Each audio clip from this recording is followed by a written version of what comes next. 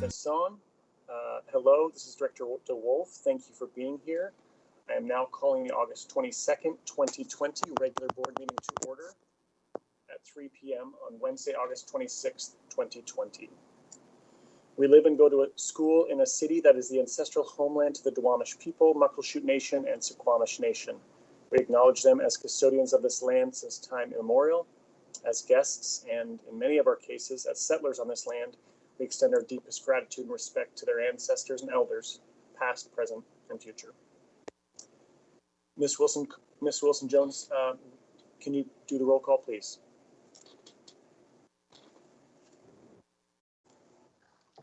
Director Hampson? Here. Director Harris? Present. Director Hersey? Here. Director Mack? Director Mack?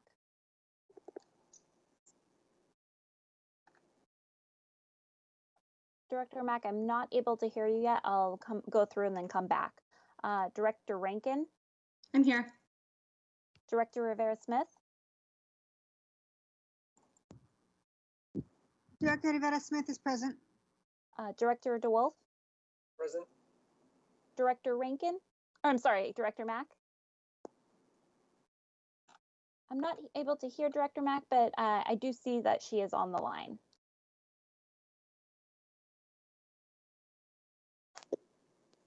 Okay, thank you, Ms. Wilson-Jones. We'll await Director Mack verbally confirming she's joining us. Superintendent Junot is also joining us for today's meeting, and additional staff will be briefing the board as we move through the agenda. This meeting is being held remotely per the governor's proclamation prohibiting meetings such as this one from being held in person. The public is being provided remote access today by phone and through SPS TV by broadcast and streaming on YouTube. To facilitate this meeting, I will ask all participants to ensure you are muted when you're not speaking. Staff may be muting participants to address feedback and ensure we can hear directors and staff. The chat function in Microsoft Teams today will not be used for today's meeting. I will now turn it over to Superintendent Junot for her comments. Superintendent Junot. President DeWolf, I apologize. I didn't respond. This is Director Mack. I was having an issue with my sound. I couldn't hear you all, but I can now. So awesome. Understood. We'll make sure it's on the record that you're here. Thank you, Director Mack. Superintendent Junot. Okay, thank you so much, everybody. I know I just have like two quick things. I know the top of mind for everybody right now is a lot of people for their top of mind is just devices. And so I just want to give a quick update on that. All secondary grades 6 to 12 devices have arrived and are being distributed to schools and families this week. This is, of course, in addition to thousands of laptops that were distributed last year. Laptops for grades 3 through 5 will be at schools and ready for distribution next week. And the plan is for most K2 students to receive their iPads the week of September 8th through 11th.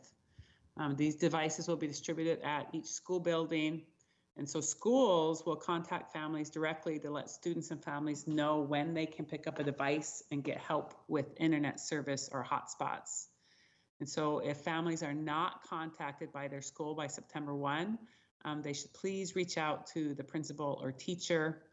And so there's just a lot of moving pieces around start of school right now, but I do want to share some very, very good news. This is my second item. With very, very good news today about our Seattle Education Association and Seattle Public Schools negotiations. And I just want to first thank the bargaining teams from both SPS and SEA.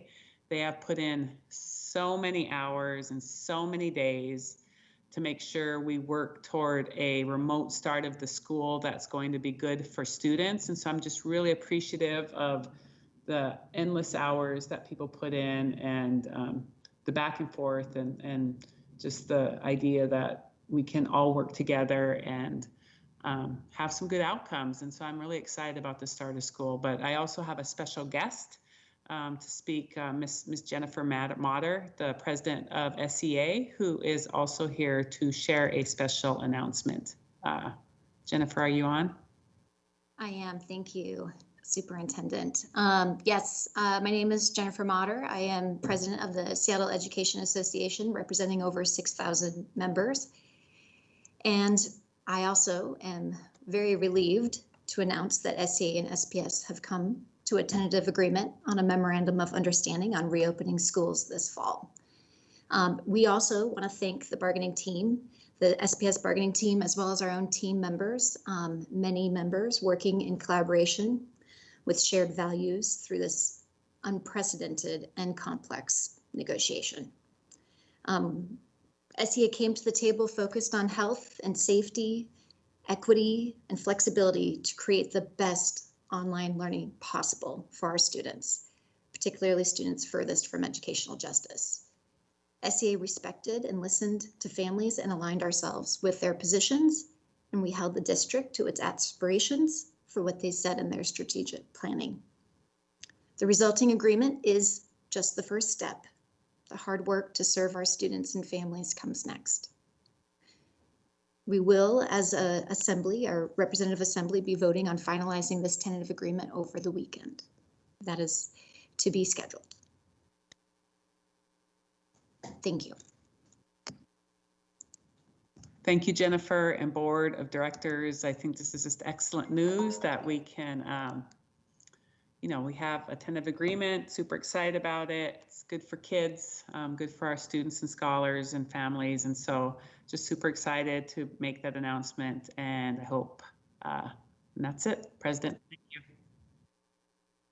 Thank you so much, Superintendent Juneau, and thank you, Jennifer from SEA. Really, really great. Grateful to hear that news, and I know our students and their families will also be grateful to hear that this is the development we're sharing today. So thank you. We do have a few moments here before public comment begins at 3:15. So with that, we do have some time, and we've now reached the consent portion of today's agenda. So may I have a motion for the consent agenda, please?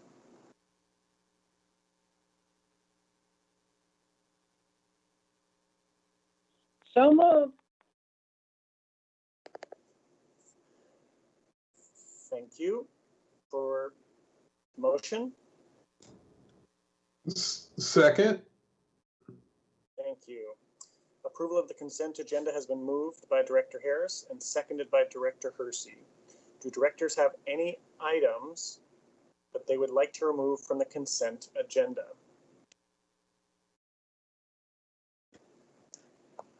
Okay, hearing none, all those in favor of the consent agenda signify by saying aye. Aye. Aye. All those opposed? Any abstentions? Okay, this motion passes unanimously. Thank you, directors. We have now reached the public testimony. We will shortly be reaching the public testimony portion of the agenda, and it is not yet 3:15. I would ask if any directors would like to give their comments now. In lieu of taking a recess to keep the meeting going, we will then begin testimony at 3:15, and we'll come back to director comments at the end of the meeting. I will likely need to end just at probably around 3:13 or 3:14 to just share some of the housekeeping around public testimony. If anybody is interested in sharing any public comments, board director comments at this time. I can go ahead and go. Awesome. Thank you, Director Hersey. Go ahead. Yeah. Absolutely. Welcome back. So thankful for all of the incredible work that has gone into bargaining. Really excited to hear from President Motter and just what an amazing testimony to all of the immense work that has gone to get this done. So I'm super excited about this. Really happy that we got here. Welcome back, everyone. We have a lot of work ahead of us. I know for us in District 7, I am meeting weekly with our PTA heads to do some real-time problem solving. In addition, I'll be having community meetings coming up here shortly as they are scheduled, especially getting back into school. But if you are a PTA person from your school and you would like to be included on the advocacy around those meetings, we would love to have you. There have been for the past 2 sessions on Tuesdays at 6:30. So you can either contact me directly at brandon.hersey@seattleschools.org, or you can contact the Seattle Council of PTSA to be a part. We would love to have you. Other than that, really excited getting started for my own school down in Federal Way for my second graders. Been in 5 hours of training a day and another 5 for the next 4 or 5 days. So we'll be ready to get started, and just thank you everybody for your time, and looking forward to an amazing start to this very different school year. Thank you, Director Hersey. Any other directors want to give a director comments at this time? Hearing none, I will also share too that welcome back. And again, just want to say, share my gratitude to the bargaining team and SEA and SPS for coming together and working on negotiations. And the other thing I want to share is that on September 8th, I'll be hosting the LGBTQ community meeting, community call. Information about that will be out shortly, but this is a reschedule from our conversation in July. And that's all I have to share today.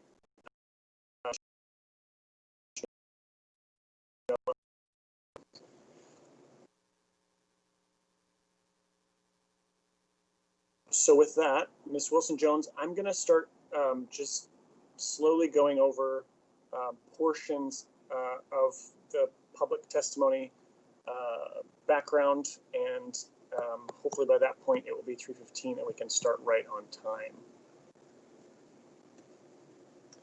So just as background, we are continuing to adapt our meeting processes as we seek to improve our remote meetings, and today we will be taking public testimony by teleconference as stated on the agenda.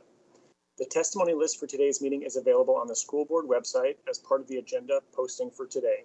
And for information for our folks listening today, you are always able to sign up for public testimony 8 a.m. on Mondays before our regular meetings by phone or email to the board office.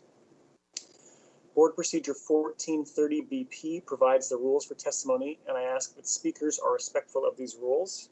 I will summarize some important parts of this procedure, which was updated since we last took public testimony. First, testimony will be taken today from those individuals called from our public testimony list and, if applicable, the waiting list. So only those who are called by name should unmute their phones, and only one person should speak at a time. Speakers from the list may cede their time to another person when the listed speaker's name is called. The total amount of time allowed will not exceed 2 minutes for the combined number of speakers and will not be restarted after a new speaker begins. In order to maximize opportunities for others to address the board, each speaker is allowed only one speaking slot per meeting. If a speaker cedes time to a later speaker on the testimony list or waiting list, the person to whom time was ceded will not be called to provide public testimony again later in the meeting, as there is only one speaking slot per person. Those who do not wish to have time ceded to them may decline and retain their place on the testimony or wait list. And finally today, the majority of the speaker's time should be spent on the topic they have indicated they wish to speak about. At this time, we will hold Ms. Wilson-Jones, if there's anything you would like to provide here as we set up for our 3:15 public testimony time. Thank you, Director DeWolf. Just a couple of quick logistical notes. If there's anybody who is on the testimony list who has not yet called in and is watching on YouTube, please do go ahead and call in now so that you'll be ready on the line when we call your name. Speakers, please remain muted until your name is called to provide testimony. When your name is called, please be sure you have unmuted on your device that you are calling from, and also press *6 to unmute yourself on the conference call line. Each speaker will have a 2-minute speaking time, and a chime will sound when your time is exhausted. And the next speaker will then be called. I think we're just 1 minute or a little less shy of 3:15, so we might want to pause here before we move into testimony. Oh, it looks like it's now 3:15. Director DeWolf, do you want me to go ahead now?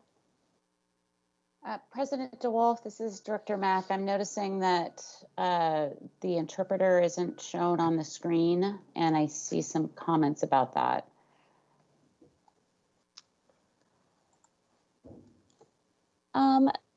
Thank you, Director Mack. I'm not sure why it's not showing up on some people's screens. I will note that I believe the interpreters are visible in the YouTube broadcast. So if anybody's having trouble having that visible through Teams, they should be visible through the YouTube broadcast with the link provided on today's board meeting agenda. I'm sorry, this is Tina. Just gonna quickly tell you that I have feedback saying that the interpreter is now visible.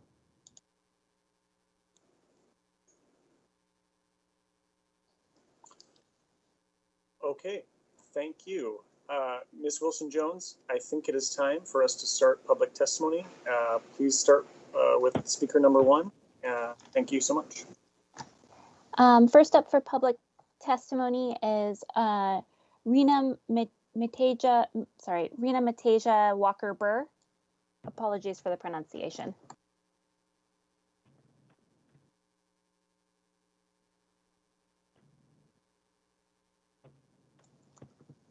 Rena, if you're on the line, if you could go ahead and unmute your device by pressing *6.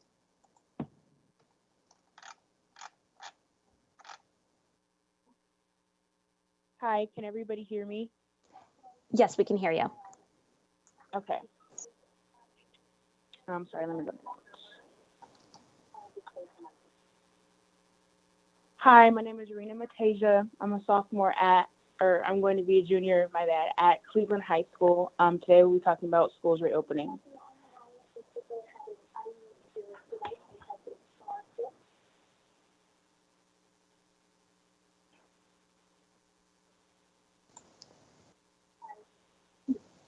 Rena, we're not able to hear you at the moment. Please, you can go ahead and provide your testimony. Okay, can you guys hear me now? Yes. Okay. Oh, sorry, I hear the Zoom call. Okay, I'm lagging. Okay, so I'll start now. As you reopen schools, what real considerations have you made for students like me? And who have you had at the table a discussion and decision?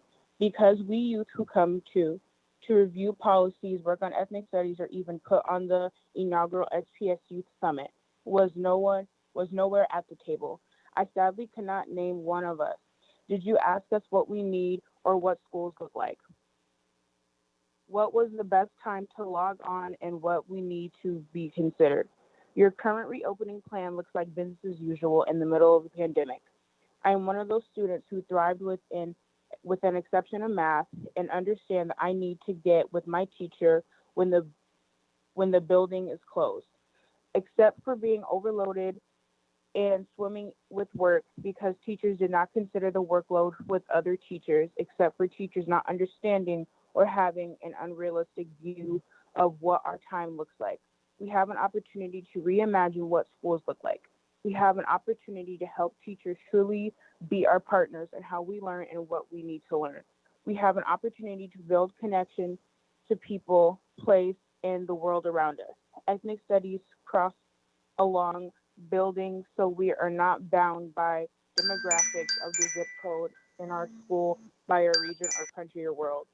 What I miss most about school is friends and teachers I love and social connection. For everything else, Google is an awesome teacher that gives me trust for learning. And I'm always amazed by what I discover, how we reimagine school to be more look like Google. How can you truly see me, how I learn, and what I truly need to succeed in life beyond SPS? Thank you. Thank you, Rena. Next for public testimony is Manuela Sly.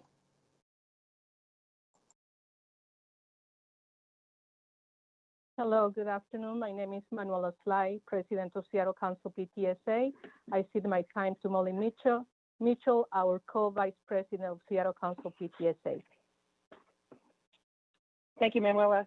So my name is Molly Mitchell, and I'm a parent and co-vice president of Seattle Council PTSA. And to date, families, teachers, and principals have reported to us, our council, they are not ready and have not been given the necessary information about schedules, tech devices, internet access, and support. All of this is a result of a lack of true and authentic family engagement. Superintendent Procedure 4129 was approved back in May 2019 with the following definition. Family engagement refers to school-family partnerships. It's the collaborative interaction between educators and families in activities that promote student learning and positive child and youth development at home, in school, and in the community. Furthermore, the procedure reads, each school in the district shall develop a family engagement plan aligned with their academic goals and/or school improvement plan, and if applicable, Title I services. In actuality, many families have not heard from their schools in a timely manner for the most pressing needs. And I will also add to that, students who are homeless and students who are living in foster care currently do not have a plan for engagement with those communities when we need it the most. Our council is demanding a strong, robust, authentic family engagement plan is put into place. We need you to engage with every single school and community to be ready. Thank you. Thank you. Next up for public testimony is Shraddha Shruti.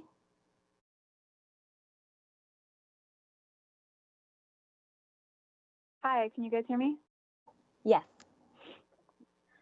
Thank you. My name is Shraddha Shruti. I am a math teacher at Garfield High School and was in this past year a racial equity coach at the Center for Racial Equity in SEA and also part of the Ethnic Studies Advisory Board.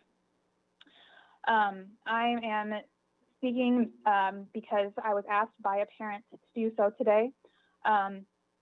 I want to speak very clearly to the school board and the school directors that this opportunity has not yet been squandered unless you continue with the plan that is being shown to educators and principals and families right now.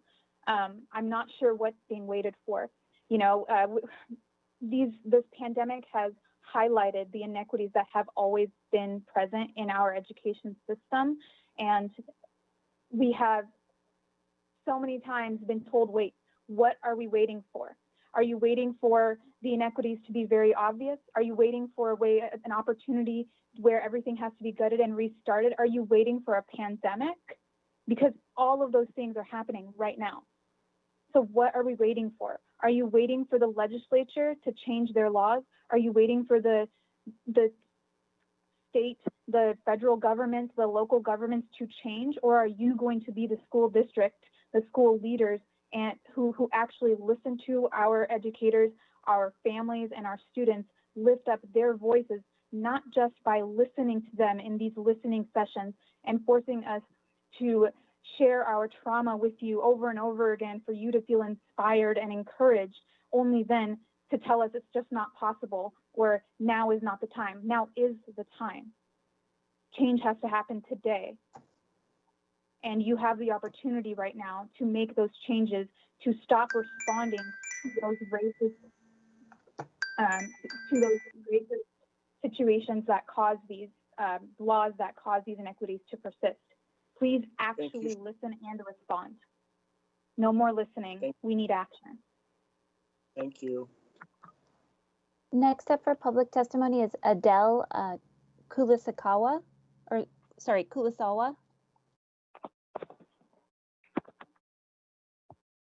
Hello, my name is Adele Kulisewa. Thank you for giving me time. My son is a sixth grader at Eckstein and has a 504. My daughter will be a third grader at Bryant and is on an IEP. I'm here to speak to you regarding special education students. I'm advocating that SPED services be available in person as needed by students and that all services and all minutes be administered per their IEPs. The message I received during spring remote learning was that teachers would assess students when they returned and help them get back on track. This will be true for my son and most kids, typical or not typical, but not true for all students. My daughter is described as being a joy to have in the classroom, excited to participate, and socially and relationally mature. I took a leave and worked one-on-one with her when school went remote. Her spring remote learning was a regression of her knowledge, skills, mental and emotional health. She returned to periods of time where she was nonverbal. She would physically attack. She would spend significant amounts of time hiding and crying. At 8 years old, she was peeing herself daily. Students who have significant differences, disabilities, and needs give everything they have on a daily basis to learn. Even if parents sacrifice in order to, or have the privilege to be present at home in remote learning, they are not the specialists that their children need. We seem to be focused on remote learning that will meet the needs of the most while leaving out those who need the most. Those students that we are overlooking will not be able to be assessed and catched up. By neglecting the needs of these students, we are potentially leaving them behind permanently. They may miss out on learnings that they will not ever be able to learn in the future.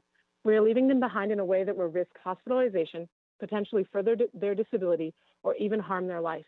These students and others that are furthest from educational justice are the students that we should be focusing on first and foremost, not neglecting and forgetting. These students across the district should be having their needs and services met. I understand that you may think that what I'm asking is impossible. People with disabilities and their families are used to doing the impossible all the time. I challenge you to think like someone with a disability and find a way to make this happen anyway. I've also previously emailed this board regarding Bryant Elementary renting out their building and privatizing a public space for the benefit of those with the greatest resources at the expense of those most vulnerable. I ask you again to please intervene. Thank you. Next up for public testimony is Sabrina Burr. Hello, can you hear me? Yes, we can. My name is Sabrina Burr, and I wear several hats. Most important, mother of a Cleveland High School student, Rena Matasia, who you heard earlier. And I serve as the strategic advisor to the president for Seattle Council PTSA. And what I see from Seattle Public Schools in this pandemic really hurts me. So thank you, Zachary DeWolf, for your work in getting the trees planted for our seniors. And thank you, school board, for the recent policies that you've put place to allow us to do the work. Those are some things to celebrate, and so it brings me hope. We are doing business as usual. We are not honoring policy 4129, or family engagement policy, or policy 4110, having a family engagement accountability group that serves the superintendent. Instead, we're sending out letters to community leaders in siloing out family engagement work, asking community to do the work of district leaders, and that must stop. We must have a comprehensive family engagement. Seattle Council PTSA put together a super presentation maybe 4 months back, asking for a braid between family engagement, anti-racism, and equity through every area of Seattle Public Schools. We say family engagement is everybody's responsibility, but who's accountable for it? How do we ensure that we have best practices for it? So right now, we are not doing the work, and we've been trying to do this work for the past 15 years that I've been along your side. And right now, we must be in truth, and we must understand that families are our partners. We're about to send cameras in homes. What kind of internet adequate are we doing? 80% of our teachers are white who have implicit bias. How are we making sure CPS and the police are not now called at home? Our students are traumatized. How are we making sure when they go back into the buildings, we take care of the emotional care that we cause for them? Work with us. We're here to be your partner, but we must stand on truth and build on these policies that you guys have just signed off on. Thank you. Thank you, Sabrina. Next for public testimony is Chris Jackins.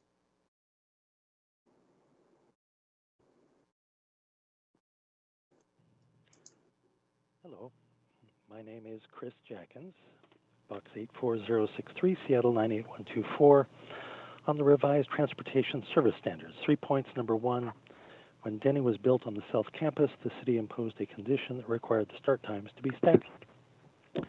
Number 2, the action as proposed last Friday would have made the start times the same, violating the law. Number 3, I pointed this out, and the start times have now been changed. Thank you. On Resolution 2020/21-5 racial imbalance analysis for Kimball Elementary. Last Friday, the racial imbalance analysis was not attached to the report. I pointed this out, and the analysis has now been attached. Thank you.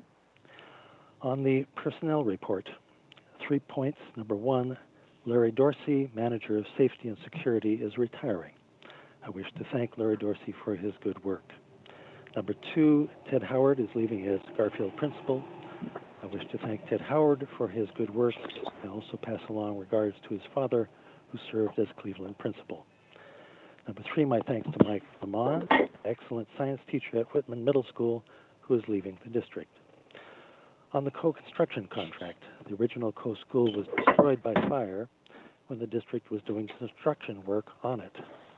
Please make sure that the new contract is not with the same company. My best wishes to all of the public speakers signed up today, and a special hello to one, a past president of the Rainier USA. We went to court together to appeal a prior board decision, and we won. Thank you.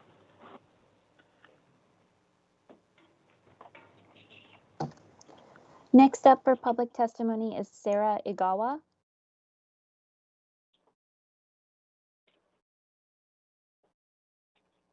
Can you hear me? Hello? Yes. Yes, we can hear you, Okay, Sarah. great. Okay. Hi, my name is Sarah Igawa, mom to a first grader and a third grader at Maple Elementary. My kids attend a global majority school in Southeast Seattle where the majority of families speak a home language other than English, and I've seen firsthand the huge disparities that exist in families' access and engagement with remote learning. I'm closely connected to the Spanish-speaking families at Maple, and they have been most impacted by lack of devices, reliable internet, tech literacy, and severe isolation, as well as bearing a heavy burden of the economic impact of COVID. What does my community need right now?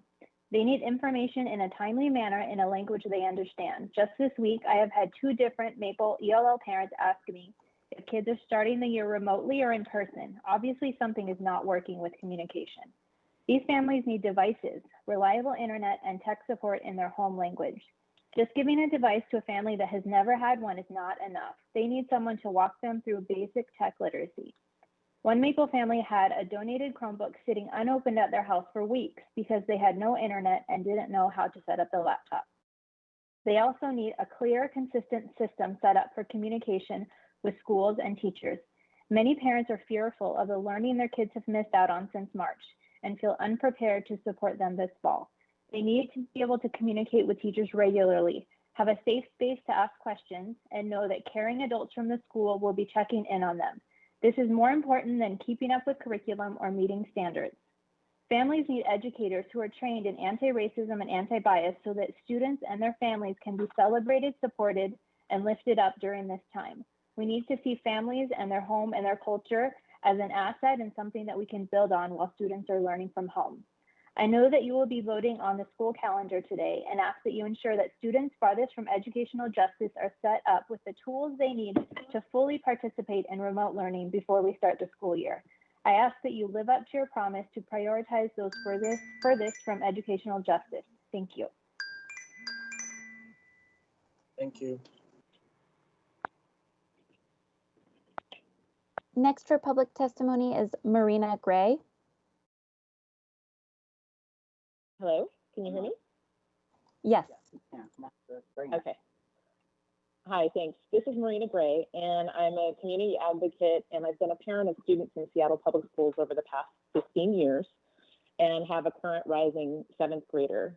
Today, I want to talk about how we are accommodating and centering the needs of our students who have not been historically seen, honored, or served in our public school system. To this end, right now, I'd like to advocate that we are ensuring that asynchronous learning is available on all work and assignments through recordings and other sources for lessons. This also better accommodates our educators who are parents who are also having to navigate all of this complexity at this time, in addition to our families and students who are in situations where they may be needing to provide childcare for younger siblings, don't have parent support, or have connectivity issues. I'd also like to recommend that we provide small group instruction and support and in-person instruction where it's safe and appropriate, because there are students who do not have access to education in non-in-person environments.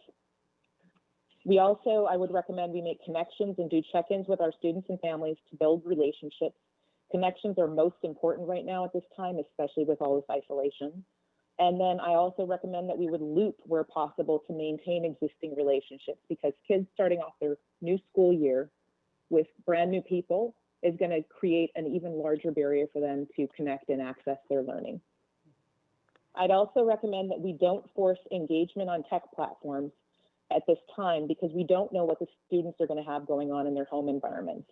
We need to learn more about them to find out what's meaningful engagement for them and what barriers they may be experiencing, and then help and empower and support them to overcome those barriers. To that end, I think we should also place family support workers or something similar like social workers, and of course, counselors in every building. More than anything right now, our students and families need to be supported in this time of challenge. And lastly, I'd like to ensure a flexible attendance policy and standards for online engagement. Please don't penalize our students for their family circumstances. Thank you for your time. Next for public testimony is Carlina Brown Banks.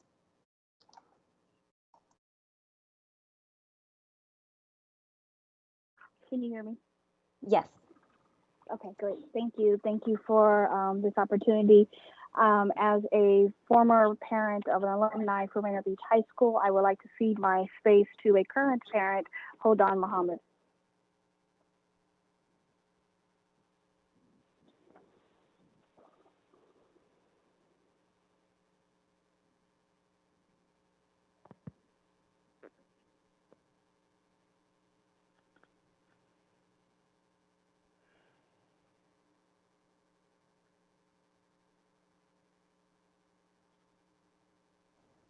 Please go ahead and provide your testimony. If the person who had time ceded to them is on the line, please go ahead.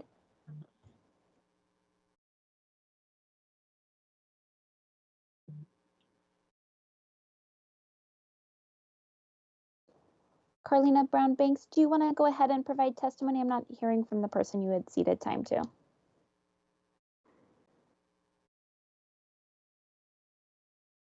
I just had to unmute myself.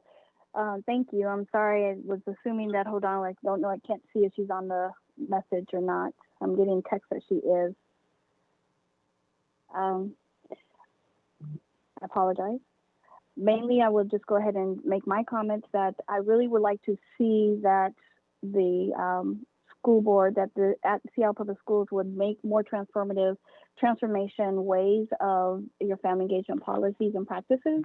I know that in relationship as a regional parent leader and now seen as a family engagement expert in our region, is that the one and most important thing to do with family engagement policies and practices is to make them transparent, and that both sides are seeing what is happening. That when I mean by both sides, that their internal structures within school buildings and districts, as well as the external structures within families and communities.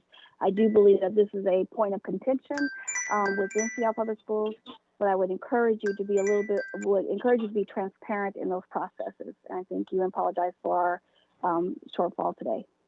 Thank you. No worries. Thank you. Next for public testimony is Shira Cole.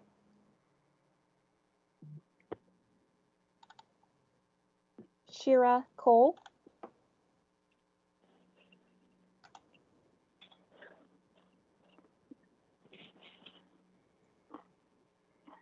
If you're on the line, Shira Cole, you may need to unmute either on your phone or by pressing *6.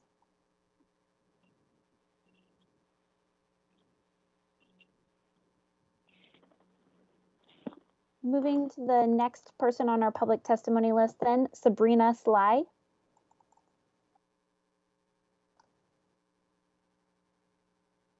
Hi, I'd like to cede my time to Sunita, who is a student at Garfield High School.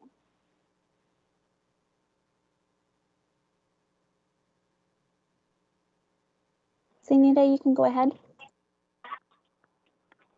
Hi, my name is Sunita Dargo. I am a sophomore at Garfield High School, and I would like to express my feelings on the matters of the schedules.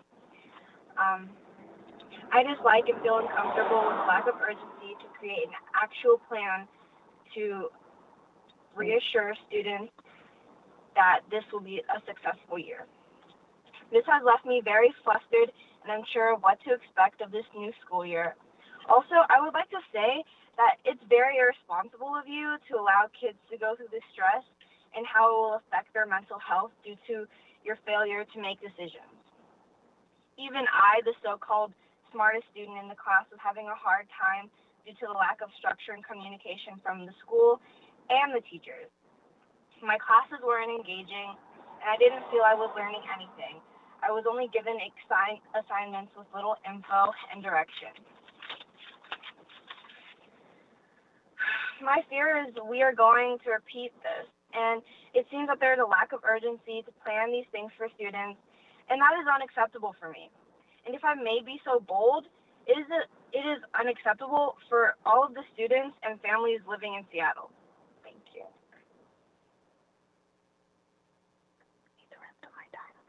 I need the rest of my time. Thank you.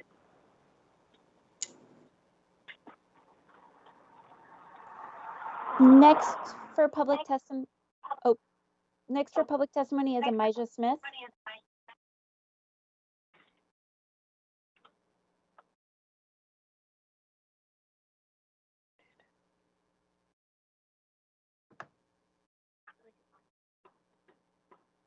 Next, is this Amijah Smith?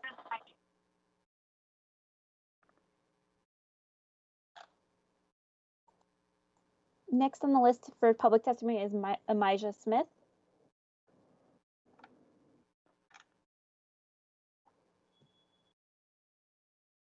Amijah Smith, you may need to unmute.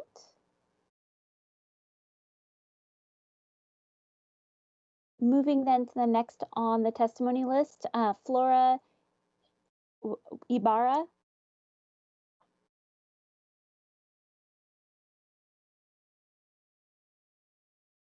Flora, are you on the line?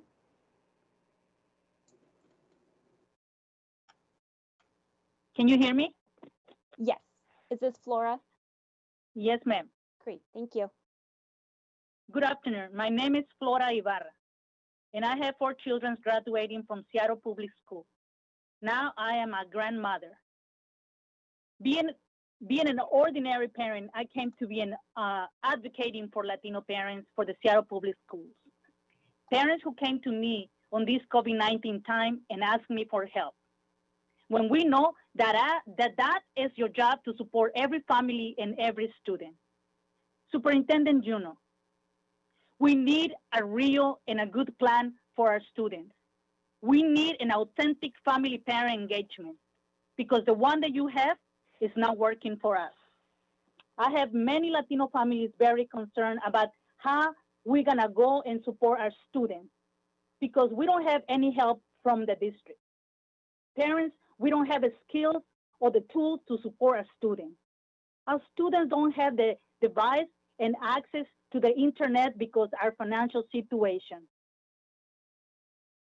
So what we wanna do? What do we wanna do? What do you want me to do to support those families? My responsibility is serve my community, but how can I do that when I don't have any resources or information to support them? We are living in a very hard time. Please listen to us. We need to, and we asking to be included in all the decisions that you make it. We all parents deserve respect and all the information, and we need to see the transparency about how you been making all the decisions for our students when there's concern about reopen schools. I am not the only parent who are concerned, but how can we work together? Because at the end of the day, todo lo que queremos es una buena educación para todos nuestros hijos. Thank you. Gracias.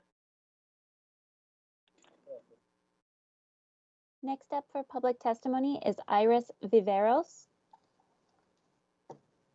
Hello, thank you for the opportunity to speak. My name is Iris Viveros, lecturer at the University of Washington and former Seattle Public Schools ELL employee.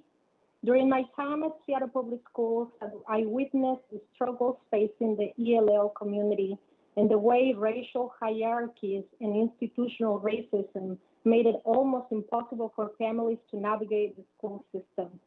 10 years later, and in the middle of a pandemic, I realized not much has changed and that there is still work to be done. As a community liaison through the city of Seattle, I'm currently helping minoritized communities to stay afloat during this pandemic. For those with school-age children, one of the many barriers is the lack of communication and useful information about childcare, technology, school plans, etc. On behalf of those I have the privilege to serve and work with, I implore you immediately engage and prioritize those families, ELL, immigrants, people of color, and those who are, quote unquote, furthest from educational justice. Thank you.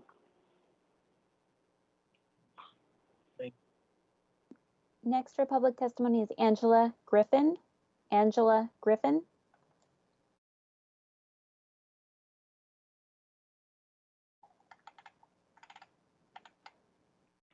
Hi, I am Angela Griffin, the Executive Director of Launch, which is an organization that has been providing school-age childcare solely in Seattle Public Schools for more than 43 years. The reason this partnership has endured and deepened over the years is because we are united by a common goal, which is to do whatever it takes to ensure that all students have the support they need for success in school and life. According to a detailed childcare industry assessment report released by the Washington State Department of Commerce this week, before the pandemic, over 500,000 children in Washington did not have access to licensed childcare.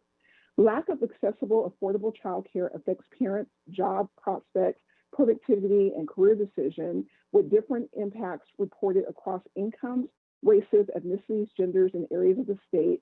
And nearly 1 in 5 parents surveyed turned down a job offer or promotion due to childcare issues, more often among Black and Native American parents. I know you and the rest of the Seattle Public Schools staff understand that childcare is so much more than just daycare or babysitting. Childcare providers are a key partner of schools and families. Our programs include daily enrichment activities that complement what's learned during the school day, social and emotional skills development, and homework support. This partnership is even more vital during remote learning. Not only do childcare providers support families in desperate need of care so they can work and earn a living, but providers also play a key role in ensuring student engagement and participation in district distance learning. It is important the district recognize this vital partnership and continue to work with us to meet the needs of students and families. In particular, I want to acknowledge the email childcare providers received on August 24th from the Office of the Superintendent and Department of School and Community Partnerships. In that communication, it was recognized that inadequate public funding for childcare is a national and local crisis. There was also an offer from the district to partner with childcare providers on advocating for more funding at local, state, and federal levels, and we look forward to the action being put behind your words. Now is the time for us to work together to create public-private partnerships to find creative solutions that ensure families have access to affordable care and providers have the financial resources needed to provide high-quality learning programs. And as a former school board member, I hope that as you sit on your side of the table, that you are really listening and taking notes and prepared to respond to all that has been shared with you today from all the people who have taken their time to address this board. Thank you very much. Next for public testimony is Janice White. Janice White.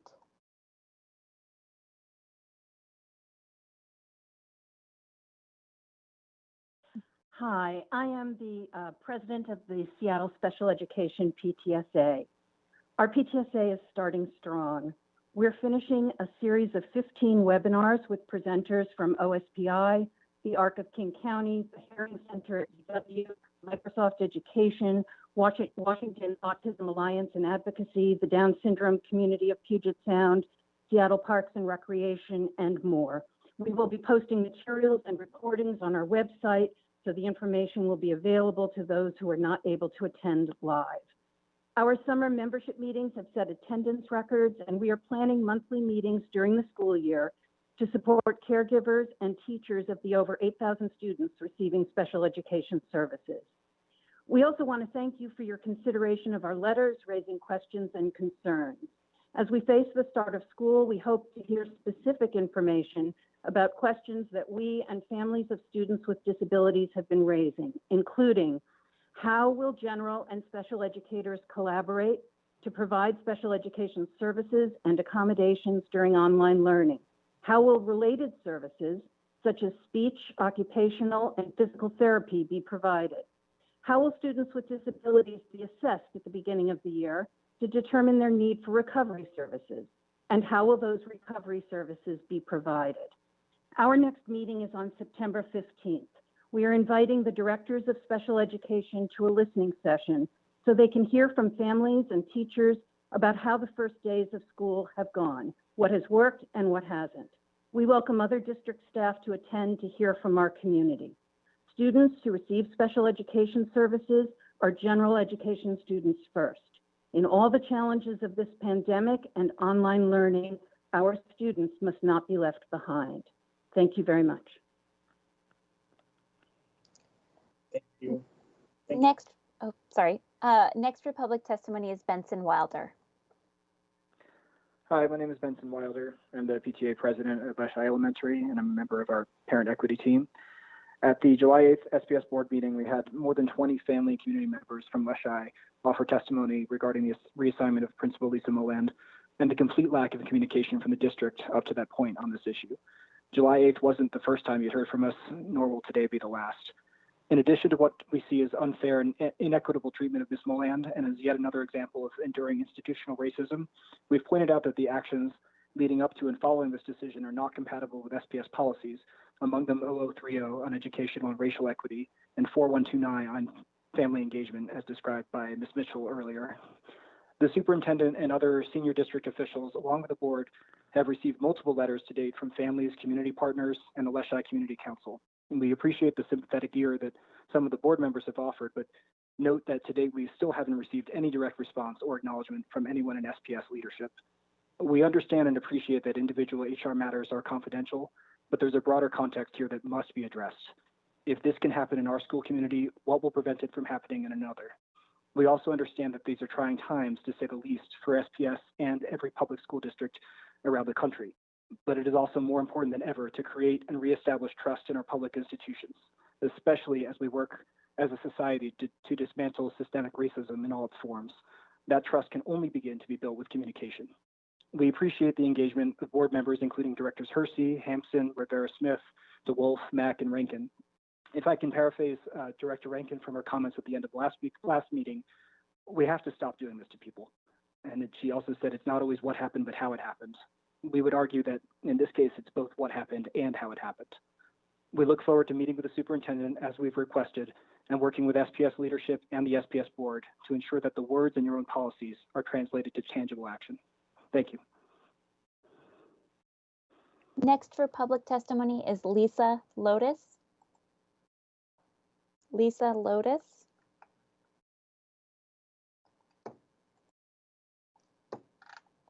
Lisa, if you're on the line, you may need to unmute.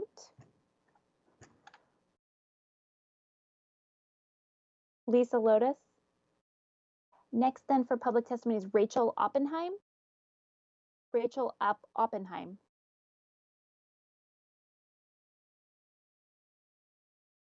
Rachel Oppenheim.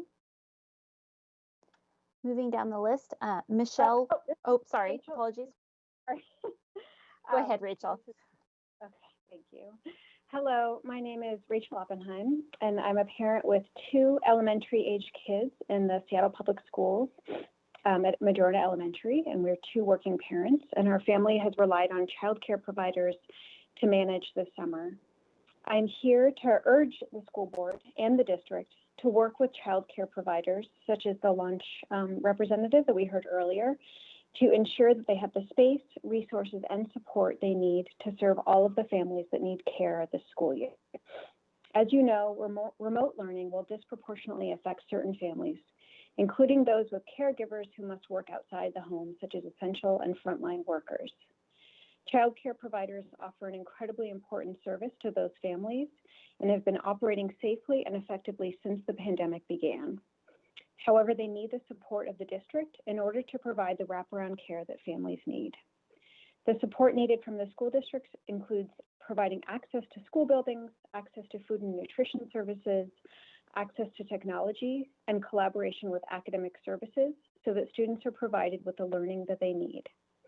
I am urging you to collaborate with childcare providers so that they are able to serve the families that will need care this school year, families that will otherwise be further marginalized by the realities of remote learning.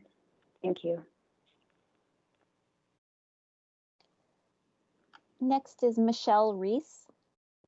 Michelle Reese.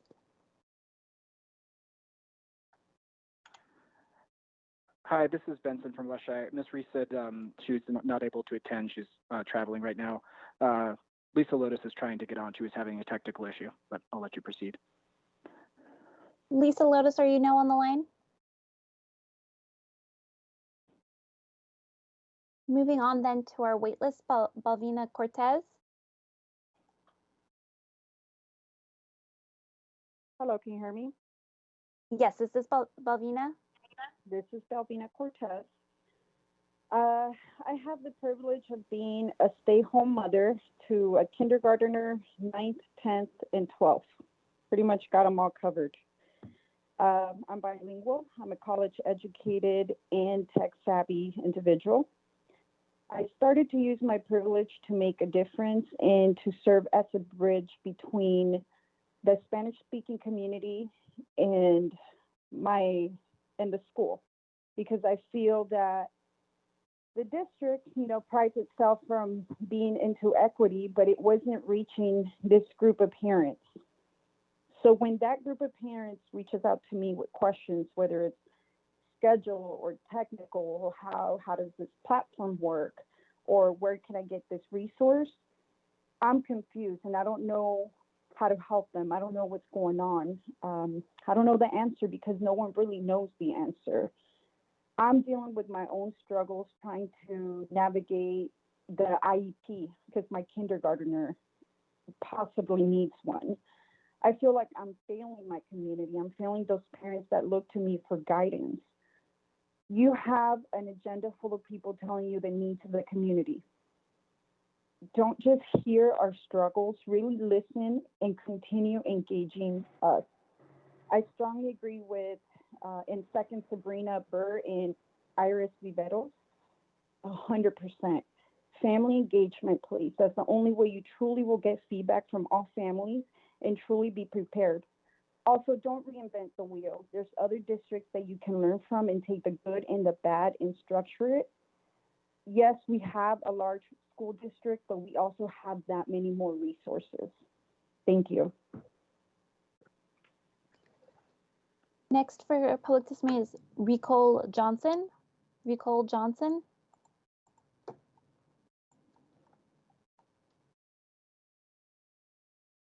Is Ricole Johnson on the line? Next then is Olivia. Oh, is this Ricole who's? Hello, this is Lisa Lotus. I'm actually on now. I was supposed to be a person before. Director DeWolf, do you want to step back to Lisa Lotus? Yep, I think we should do that. Thanks for joining us, Lisa. Ms. Wilson-Jones will start the clock.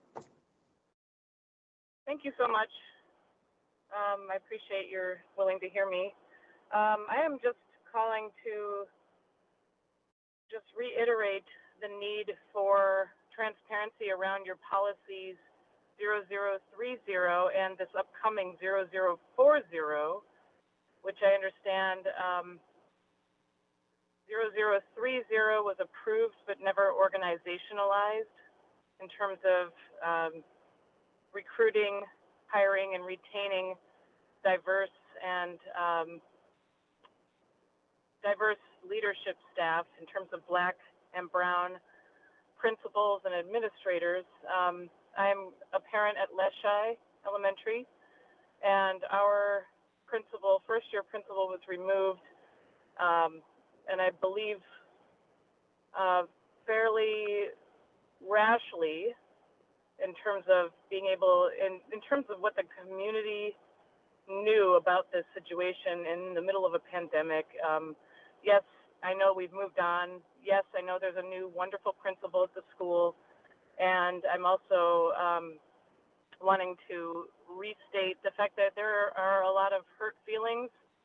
And we're still really sore as a parent community.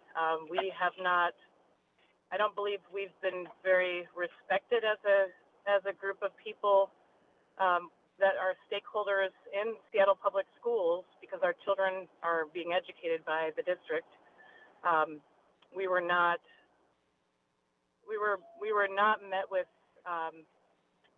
inquiry and to how, I don't believe it was very respectful from the district or the board when we approached you all this last month. Am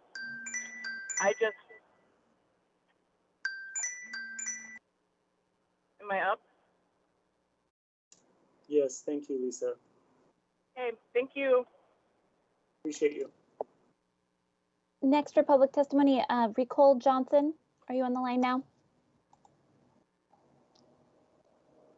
Moving on then, Olivia Neal Howell. Olivia Neal Howell.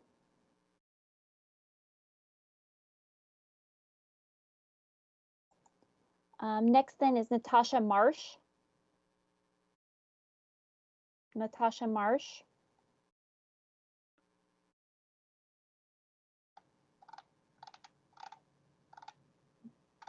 Moving down, Whitney Howe. Whitney Howe.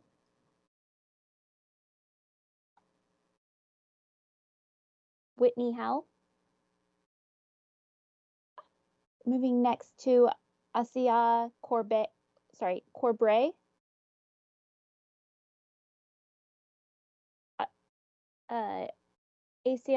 Corbray. Am I still muted? Who is this? I'm sorry. Sorry, this is Asia Corbray. Thank you. Go ahead with your testimony. Thanks. My name is Asia Corbray. I'm a housing developer with a nonprofit affordable housing developer, the Low Income Housing Institute. I just wanted to take just a few minutes today to point out a couple of potential opportunities for low-income families in the Seattle Public Schools, with children in the Seattle Public Schools.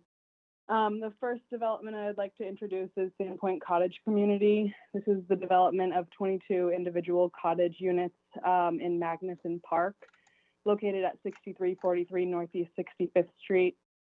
Pre-leasing and completion and construction for this project is slated towards the end of 2021, towards December of 2021, and this will provide 22 units for individuals and families making at or below 40% of the area median income, with estimated rents anywhere from $800 to $300. And I will point out that these numbers are subject to change based on the year that the project enters service. The next opportunity I wanted to present is New Hope Family Housing, and this project will be going in for funding this fall. If funded, this project would start construction in October and provide studio 1, 2, and 3 bedroom units for families and individuals making less than 50% of the area median income. You can look on lihi.org, that's lihi.org, for more information. Thank you.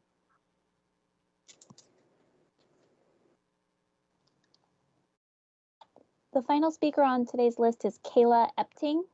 Kayla Epting.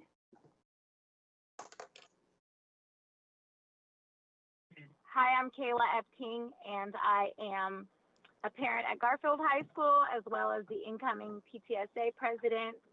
And just want to talk a little bit about what I feel is the lack of transparency with this actual technology rollout. We are hearing time and time again that people don't have access to technology, they don't have access to the internet, and we aren't seeing real numbers to quantify like what the district is actually providing, where we are as we're heading into 2 weeks into school, like how many kids actually are ready for that first day of school. And I think that that just isn't good enough, that we've had 7 or 6 months to kind of get a handle on this. And we have kids that are going into school and they're not going to be ready and they're not going to have the resources and the things that we need. And that is absolutely unacceptable. I also want to touch on all of these meetings that I feel like have been thoughtful with BIPOC families. I think it's a wonderful idea, but we are sitting and we are patiently waiting for real and meaningful change. Like many on this call have said so far, this has been business as usual for SPS, which is these conversations and this us kind of, pushing forth our trauma and putting it on display as communities of color to the district for them to just use it kind of as an ornament to say we listened and do nothing to move forward. And so I just urge you to actively listen and be an active participant in really having some of our the family engagement policy as well as the equity policy really come alive for folks, BIPOC folks in our district. Thank you so much for your time. Have a wonderful day. That was our final public testimony speaker. Thank you, Ms. Wilson-Jones. That concludes our public testimony for the meeting. Thank you to every one of you for joining us today and sharing your public testimony with the board. With that, we will now move to items. With that, we'll now move to the action item on today's agenda. As we move through these items and later the introduction items, I will first call on committee chairs. Then I'll call on the remaining directors alphabetically for questions and comments. So with that, we'll now move to. This is Ricole Johnson. Hi, Ricole. We've actually moved on from public testimony. Yeah, I wasn't able to get through. I apologize. Thank you, Ricole. We will now move to action item number 1, which is approval of the revised 2020 through 2021 transportation service standards, ridership eligibility, and approval of the revised 2020 through 2021 school year calendar. May I have a motion for this item, please?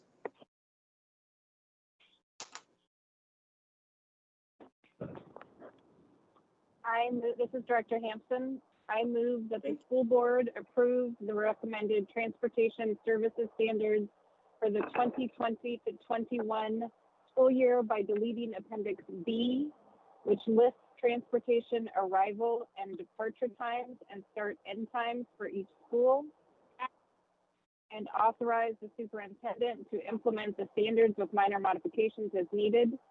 Approve the revised school start times and end times listed in the background section of this board action report, and approve the recommended revised school year calendar for the 2020 to 21 school year by changing the first day of school to September 4th, 2020.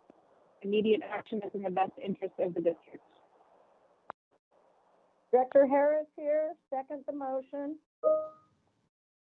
Thank you, directors. This item has been moved by Director Hampson and seconded by Director Harris.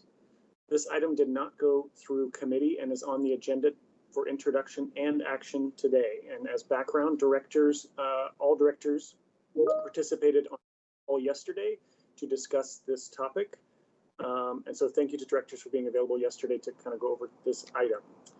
As of now, I will turn this over to Chief Human Resources Officer, Dr. Clover Codd, as well as Chief Operating Officer, Fred Podesta, for an additional brief to the board. Thank you.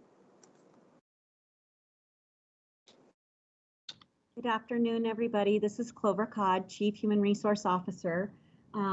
So what you will see in this calendar, should you approve it, is 2 additional what we call waiver days that we would need to ask the state for a waiver in order to provide our staff with 2 professional development days in addition to what's already been bargained at the start of the school year. This would push the start of school to September 4th. The last day of school remains June 18th, 2021. The holiday breaks, etc., remain the same.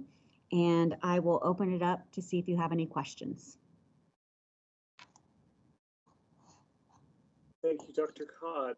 So we will start this in alphabetical order, beginning with Director Hampson.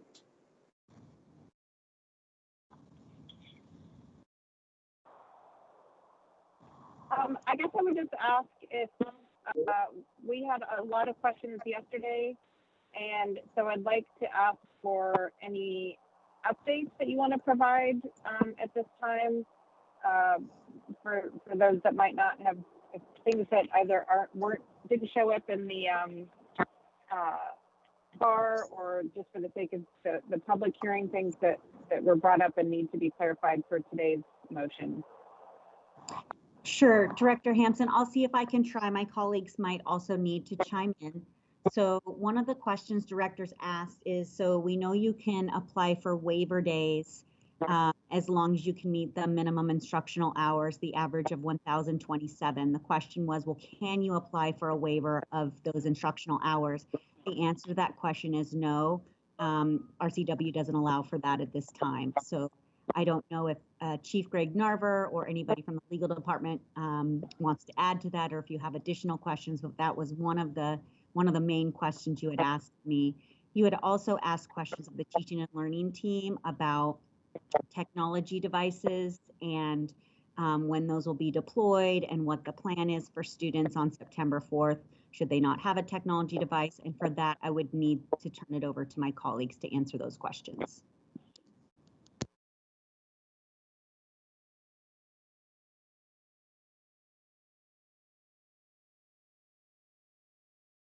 Superintendent Juneau or Sherry, if you'd like to chime in here, I know that I'll send questions to answers if you'd like to just elevate and clarify for Director Hampson. High level background. Sure, Chief Berge, this is Sherry Cox, Chief of Staff. Chief Berge, do you want to talk a little bit about the tech distribution plans that we shared with the Board of Directors, but we can share here publicly?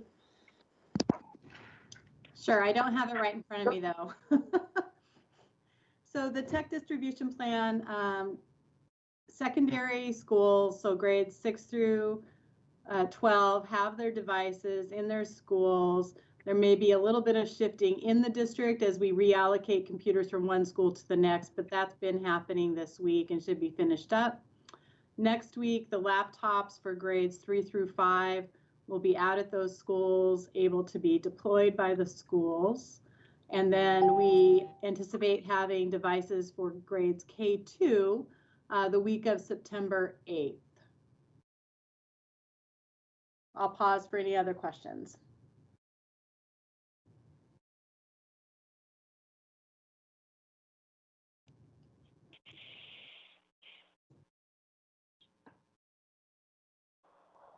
Director DeWolf, President DeWolf. Excuse me. Yes, Director Harris. Sorry, just trying to unmute myself. Thank you for those answers. Director Harris, to you. Okay. Well, one of the questions that we had some fairly robust conversation about was the school start time for K through 8. And I'm contemplating making a motion to have K through 8 schools start at 9 a.m. Can we talk about whether or not the tentative agreement with SEA addressed that yesterday after our work session, and where we are on that, please? Thank you. Director Harris, this is Clover Codd again. So the tentative agreement with Seattle Education Association does not address bell start times. Those are voted on by the board. That's not in the TA. And I believe that's the next topic on the agenda, is to talk about the transportation standards and bell times.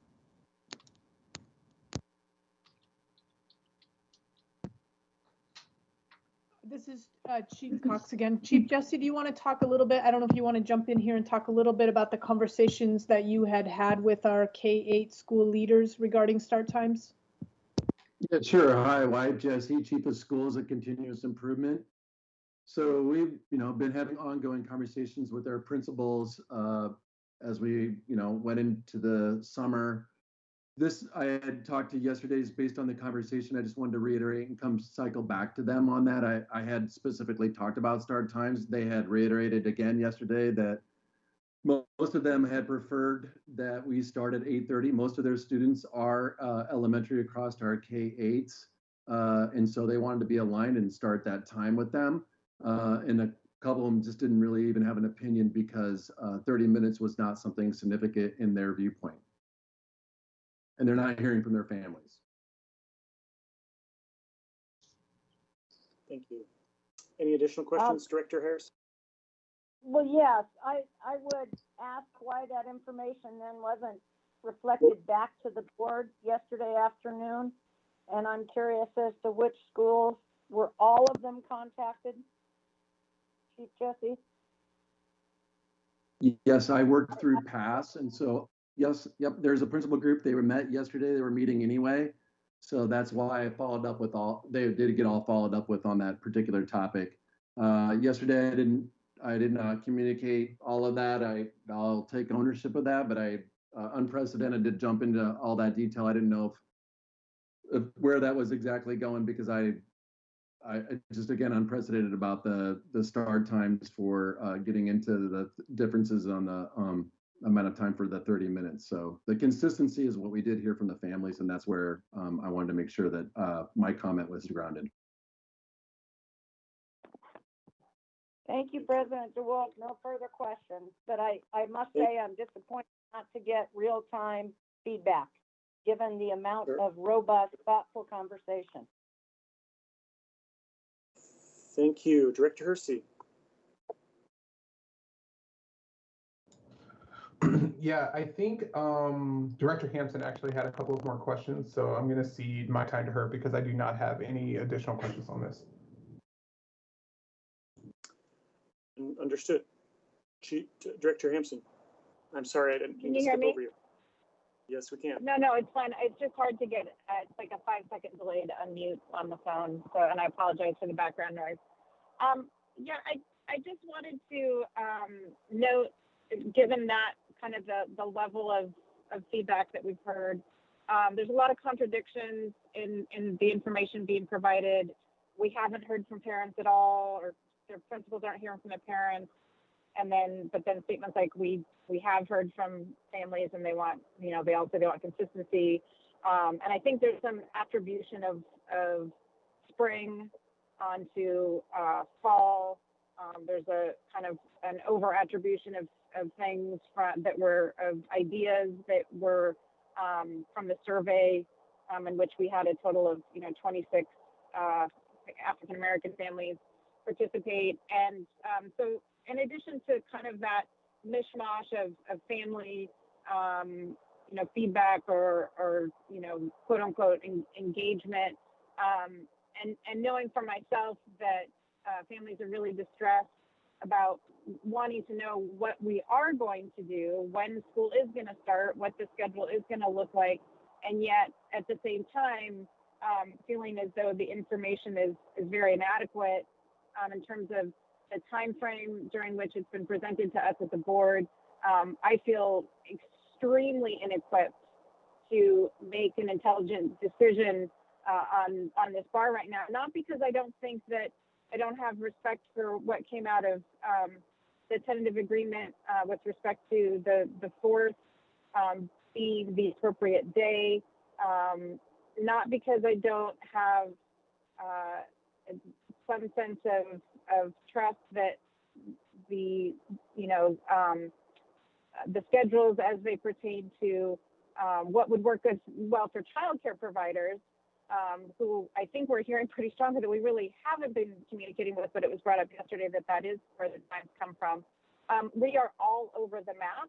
And as a board, I think we have, just as with families, have been pretty, there's been an incredible lack of transparency and information provided, despite our desperate attempts to get access to that in so many of these ways. And so I'm really struggling with wanting to give a sense of certainty to families and yet not wanting to uphold this idea that we should all just be kind of, railroaded over because we're between a rock and a hard place right now. And so that's, where I'm coming from as a board member. And I don't think, this is about the worst that I've felt in terms of the level of information relative to the scale of the decision. And so, if staff want to respond to that, that would be, that's up to them, but that's kind of where my head is at right now. And it's like Director Harris, if I had the capacity between yesterday and today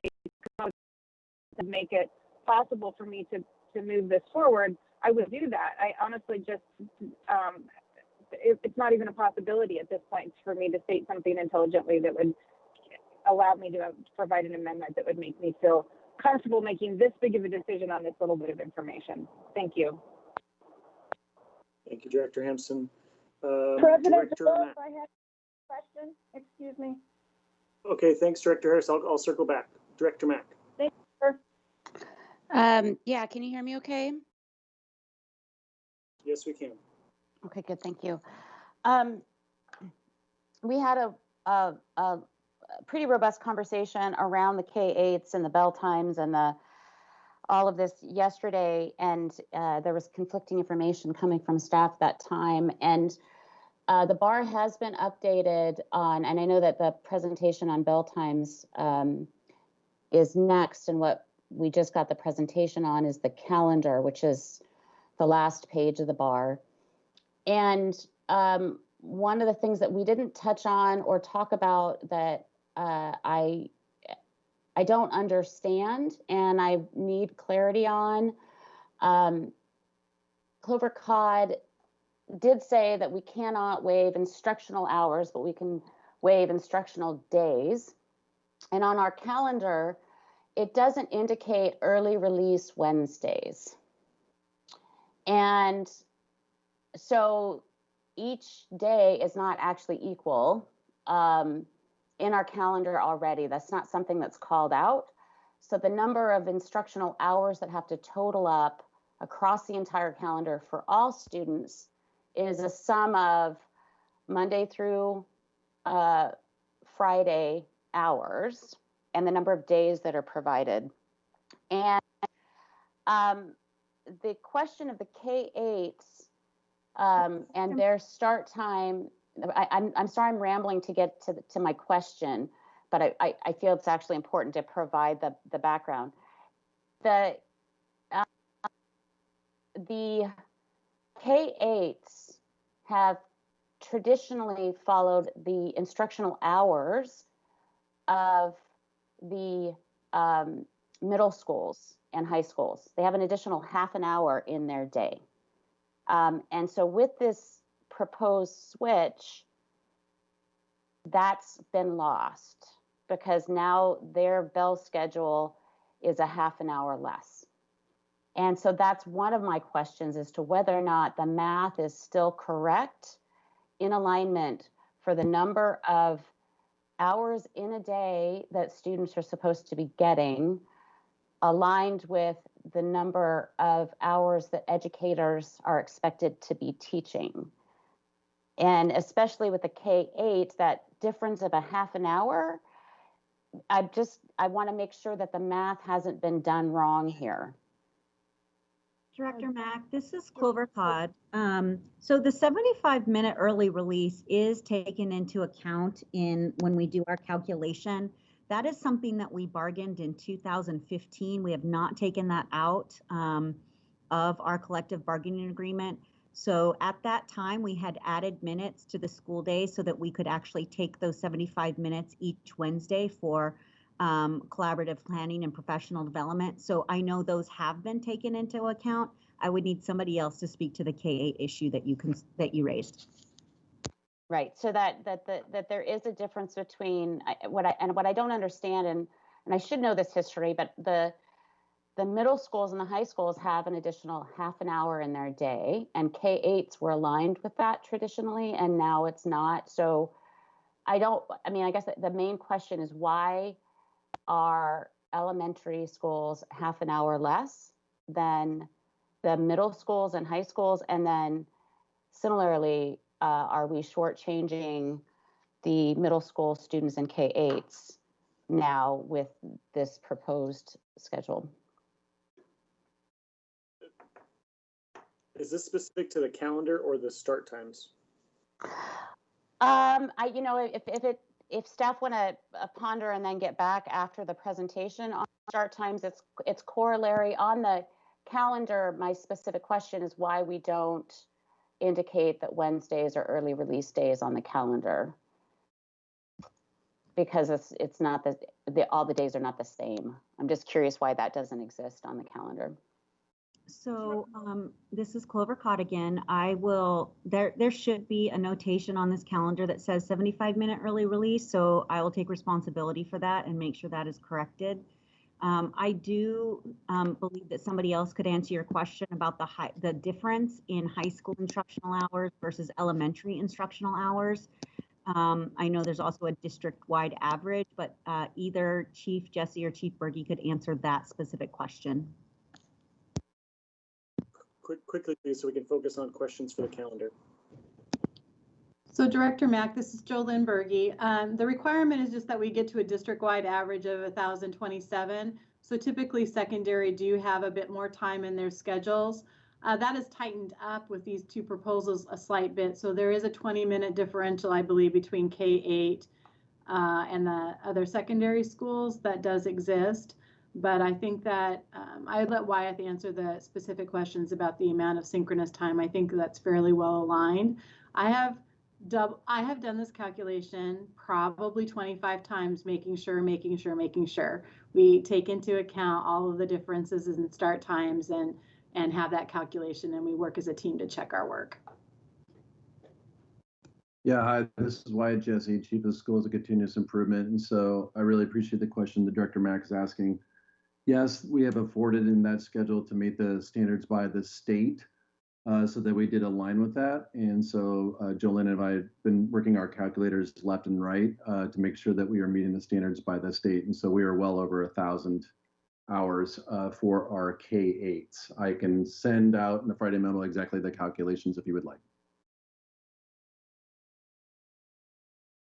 I think that would be great, just for clarity. Thank you, Chief Jesse. And you're well over, just clarifying, you're well over for the K-8s because it's an average.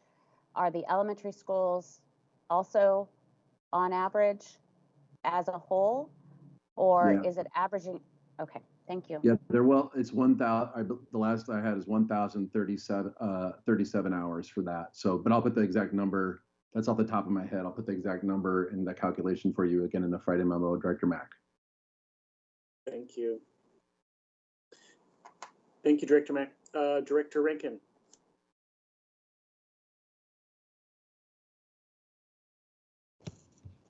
Hi, sorry. Just to clarify, what exactly are you doing around for right now, and then what other rounds will there be for this particular item? Director Rankin, this is for the calendar. Just the calendar. Chief Pedestrian, and speak about transportation because that's operations, and then I'll do a second round. Okay, thank you. Director, so the transportation service standards will be the start times? Yes. Okay, thank you. I don't have a question. I have concerns about, and I know that some of it was due to bargaining, but I think there's a lot of confusion out there about what the first day means. And I don't think people are aware that the first week of school is not starting instruction, but is in fact starting with just kind of getting things going and what all of that means. And with concerns about, people finding childcare and trying to keep their, trying to figure out what they need to get, kids online. And as other directors have expressed, I don't know how quickly we just need to communicate sooner, even if we don't know the details, just to say, hey, here's what's happening, here's what we're working on, just to give families something to depend on. And I, like Director Hampson mentioned, I feel, not fully prepared that we have all the answers, but at the same time, I don't think that everything has to be perfect for us to share things out, and that in this totally unprecedented and ambiguous time, any sort of tether we can give families to hold on to is important, even if it's not the full idea. So the dates. Could I maybe ask Clover Codd, to your question, to share a little bit of background about the strong start, if that's helpful, kind of to your point? Would that be helpful right now? I would appreciate that. Dr. Codd, could you just share a little bit about kind of the TA? For folks listening, yeah. Yes, absolutely. Exactly. Thank you. Thank you. So one of the things that we did here as we engage students and families and community throughout the summer is that when we come back from, the spring and COVID, we come back in the fall, that there has been a lot of trauma that our students and families have endured, not just because of the pandemic, but because of the racism that we experienced and saw. So some people talk about the dual pandemics, if you will. And that when we start school in the fall, we should really focus in on the social emotional well-being of our students and families. And that needs to be priority and be front and center before we just dive into academics. Now, academics are absolutely important. As a former teacher and principal, absolutely important. So the idea behind September 4th to the 11th is something that we're calling a strong start.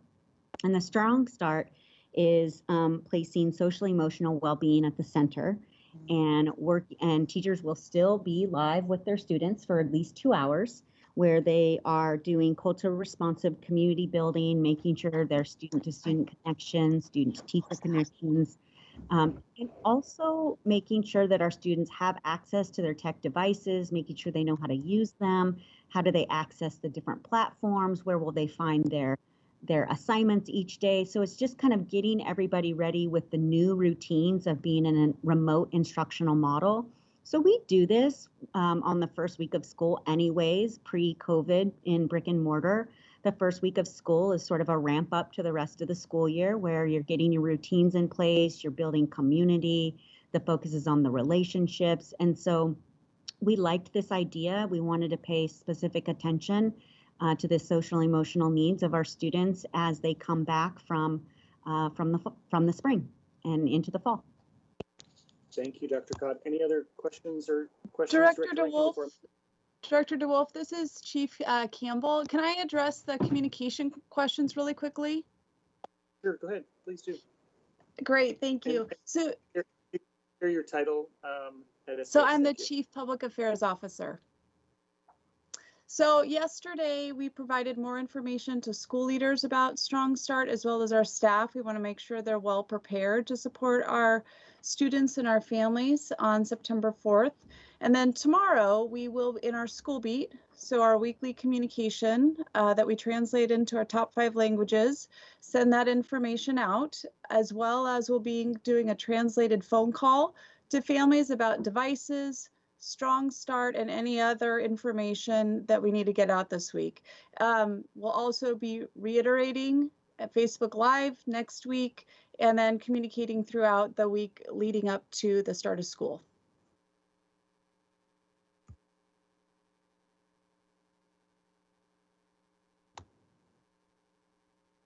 Thank you, Chief Campbell. Director Rivera-Smith.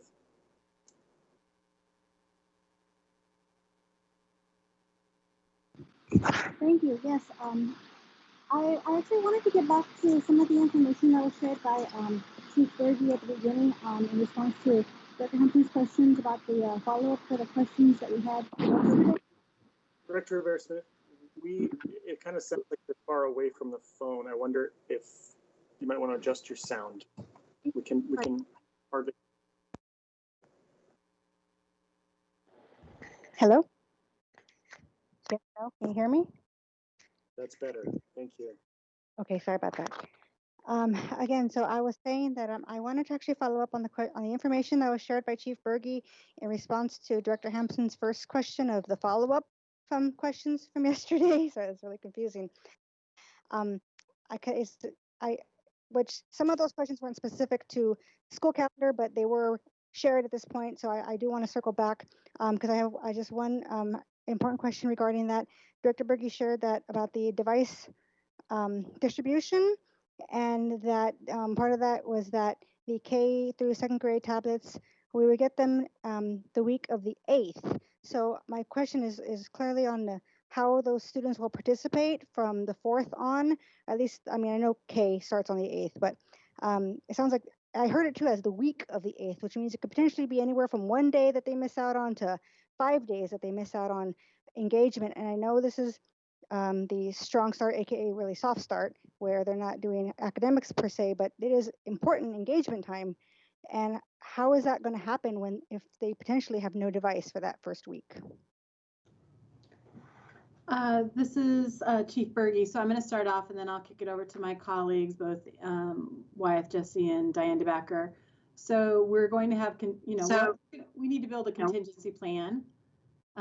So we'd have a contingency plan, and one of the things that's happening is the teachers checking in with each and every family. So there will be families who have devices. There will be families who have Chromebooks. 9,000 of those were distributed that are able to participate. So we will need to do individual check-in on which kids those are. And so with that, we're coordinating this with our CNI and school colleagues. Wyeth or Diane, do you want to chime in? Yeah, this is Diane DeBacker, Chief Academic Officer. And for those, keep in mind that every teacher is going to have a classroom of students. And so, oftentimes we think about it as that we have 54,000 students here in Seattle and think about it in those big numbers. But with an individual classroom, a teacher may have 25, 30 students. And so they will be working, as JoLynn talked about, with those families in the first couple days, just making sure that they have what they need. And if the technology is not there, then the individual teachers will be working with those students on different ways to still get the same information. Now, they won't obviously be able to help them in terms of how you log on to Seesaw or to Schoology, but there's many other things that we'll be covering that week in terms of social emotional development and other items. So it will be very inconvenient for sure for the teacher, and it will be very frustrating for the students and the families. But, we are hoping that, as I say, we're keeping everything crossed that we possibly can, fingers, toes, eyes, that these devices come in time. Thank you. Hi, Wyeth Jesse, Chief of Schools and Continuous Improvement. I would just like to add also just to what Chief Berge and Chief DeBacker mentioned is just really about for us to connect with our families. So we are putting out directly all the educators interact with the families and the students specifically to their tech needs so that we have a common way of assessing that across the district. We also have tech resources sites set up. We have 3 open now, and then we'll be expanding that out to 8 sites across the district. We've been working with the Seattle Council of PTSA on the sites. And so just making sure that we can answer also questions. Once they do have the device, it's also about accessibility and understanding the platforms that we have here in the district. Thank you. Any final questions, Director Rivera-Smith, before I move to Director Harris? Well, yeah. So we hear plan a lot. We hear about the plan, and I believe that a lot of work has gone into these things. So who can play this out for me? That day one, a child doesn't have a device. What happens? Because they clearly don't show up on these whatever Teams or Schoology interactive. I'm just trying to get focused or the transportation standards when we get to that. I do not disagree that that's an important topic. I want to focus on calendar and the service standards. So if you have any more on the calendar. Okay, sure. Yeah, I will. I mean, getting back to the calendar, I will just reiterate other directors' comments about the just the lack of communication and engagement. I also feel just really sad when I hear parents come in and say that there has been such a void of communication and responsiveness. So, and I know you guys work hard. I'm not at all saying that our staff doesn't work hard. I'm looking at the pages you've provided now that outline the community engagement that was done. and I see dates and names. I don't really see the data per se, so I don't know if, I mean, clearly we're voting today if we do, and that's, you know, it's not going to be here before that. But you know, just going forward again, like just having the data that we can actually see, because I know you guys do the work. I mean, no doubt about that. But you know, seeing that data so that we can feel we have, you know, we can make informed votes. I mean, I hate to feel like we're rubber stamping stuff because we're at the deadline and we've kind of hit the end of the road. But we really, you know, again, like I really look forward to having just going forward, just that data when we need it. Thank you. Thank you, Director Vera-Smith. And I just want to reiterate, I'm not here to rubber stamp. Director Harris, to you, and I think you had a final question on calendar. Yes, I do. And some of the questions were answered subsequent to my last question. But I have a question here. Yesterday, during the very robust and thoughtful conversation with the board, Chief Jesse talked about the distribution of paper materials if those iPads were not in, and if he could reiterate that. The second question that I have is, would there be any harm in distributing on our website Chief Jesse's email to school leaders yesterday? I think it would alleviate a great deal of anxiety and would also address what parents and community can expect from their principals. Thank you.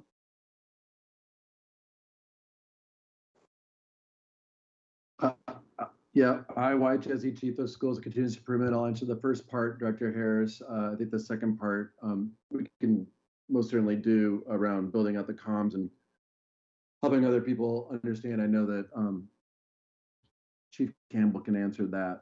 For us around the paper, yes, paper products. So they're the mirroring of the activities that are planned for a Strong Start would be in something that we will distribute out and have available for our families. It would be a push and not just having them having to come to us. We most certainly get that in their hands so that they can most certainly have those activities and the things that we want to have for all our students in their experience. Director Harris, this is Carrie Campbell, Chief Public Affairs Officer again. I want to make sure I understand your request. So it was the timeline of communication from the schools, so including the school schedules to be produced next week. Is that what you're requesting? Chief Jesse sent out and copied the board to school leaders yesterday in terms of all the things that need to be done before start of school. Directives, if you will, to show accountability and what parents can expect. Is there any problem with sharing that system-wide? I don't think so, and I think a lot of that actually will be captured in our communication through SchoolBeat, and SchoolBeat connects to information that's directly either on the website or going to be lifted up on the website tomorrow. So I'll go back through that and see if there's anything that we haven't already drafted out and that needs to be added. And if we could do it in a punch list fashion, I would be forever grateful. Yep, we're trying to move towards more bulleted lists. And this board is getting more and more questions and anxiety as well as on social media. So whatever we can do to be clear and proactive in our communications ASAP is so appreciated. Thank you. Thank you, Director Harris. Okay, I just want to pause momentarily. I know we have an announcement from Ms. Wilson-Jones. Ms. Wilson-Jones, quickly share an update I think you have for us. Yes, I've been asked by IT if we could briefly have our two ASL interpreters unmute yourself and just kind of say something to check in so we can have your video stream featured. That may help to have your videos be more prominent for those utilizing interpreters. Okay, we have one interpreter. This is the other interpreter. Thank you. And do you both have your videos turned on? Yes. Yes. Okay, thank you. Hopefully that will help, and sorry for the interruption.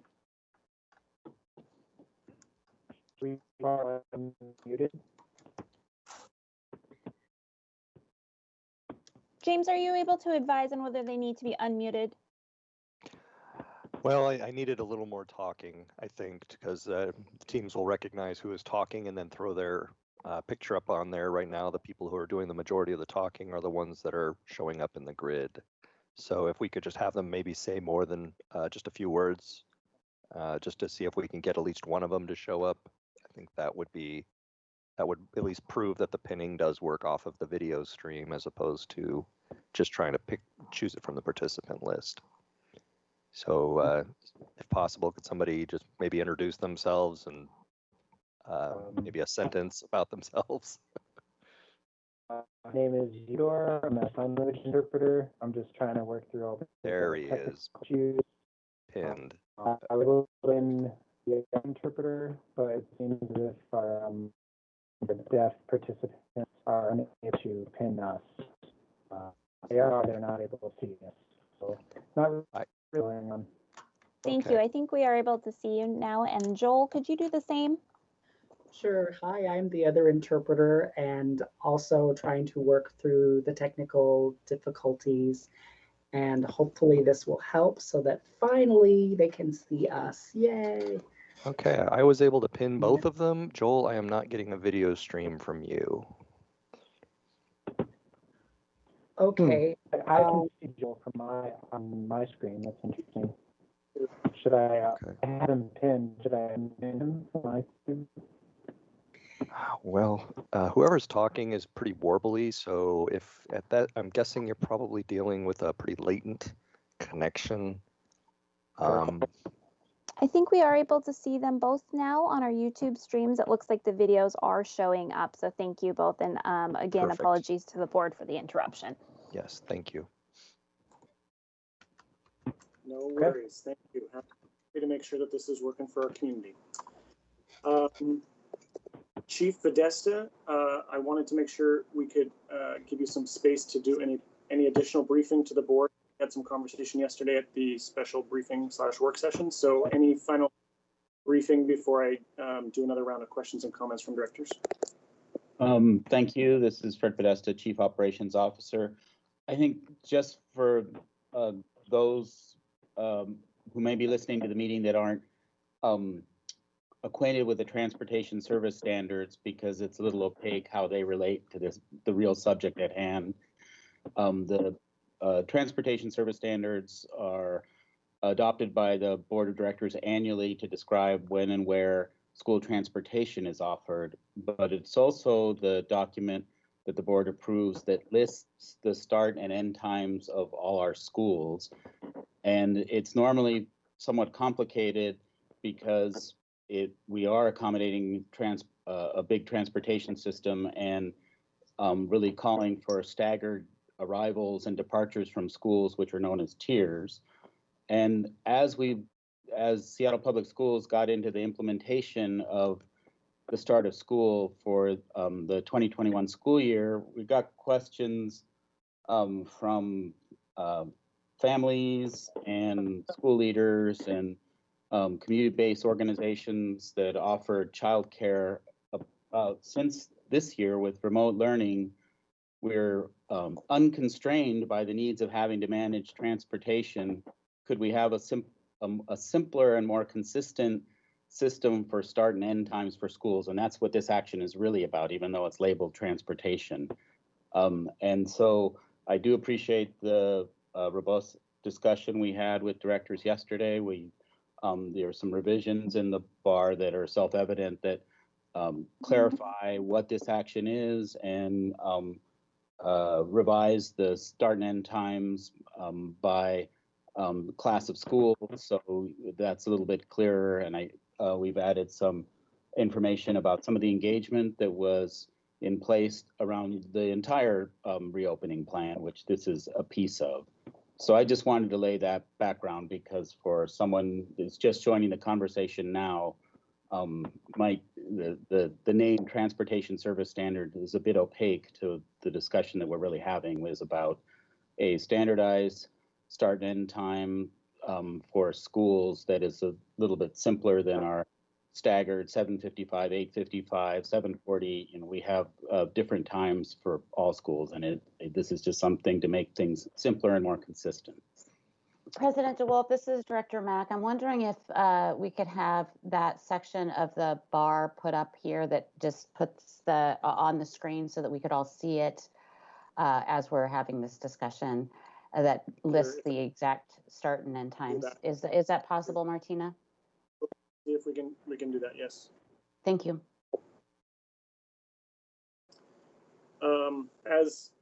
As folks are potentially trying to figure that out, thanks for the suggestion, Director Mack. I want us to start with Director Hampson on any comments or questions on transportation service standards. One of the things that came up yesterday that I found a bit troubling was the idea that we are, that our schedules are based on some what would allow us to go back into a physical environment most readily, and I have some pretty major issues with that in terms of the general unlikelihood of that being the case, and that we would not be in a mode to plan in the best way possible for the situation that we have for this year and really commit to that, which I don't think we're doing. I do agree that we are attempting to do business as usual. We are attempting to put a square peg into of the brick and mortar into a round hole of remote. And so what?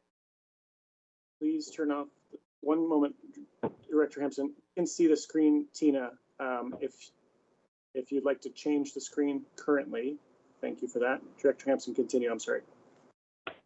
No, that's fine. So I have concerns about that, and then also, and as I said, I do understand the need to provide consistent times for CBOs, but I don't know the extent to which the going back to physical school really doesn't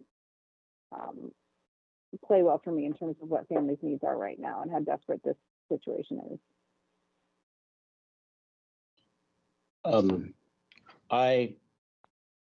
And when you say that, Director Hampson, are you referring to the proposed revised start and end times, or the pre-existing ones that, you know, in broad strokes, these aren't wildly different from them. But if we were trying to get back to a significant amount of in-person education, and we're providing transportation, we would probably need a schedule more like the one that the board adopted in March. I think these times, are a variation on what we've normally done and trying to be streamlined and consistent and simple. But to my knowledge, there wasn't a strong eye towards a physical presence at schools to come up with these simpler bell times. And Wyeth, or if anyone else would care to add to that, I'd appreciate that. But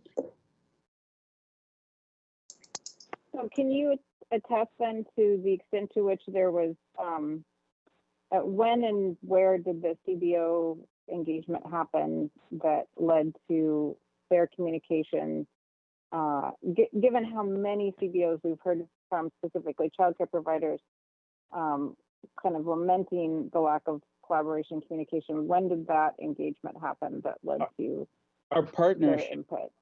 Team has regular meetings with leaders of CBOs, and again, this feedback started as this planning was starting, that frankly I think had assumed a little bit more business as usual since bell times had already been established. And I think we heard from those community partners that, well, if there are students that they're trying to support in partnership with us for remote learning, and you have students in the same grade level starting with different bell times and trying to in a kind of mixed environment in partners program, that would just complicate things. And so I think this was something that was heard, and again, was somewhat unsolicited, but heard in those regular meetings that Dr. Scarlett's folks have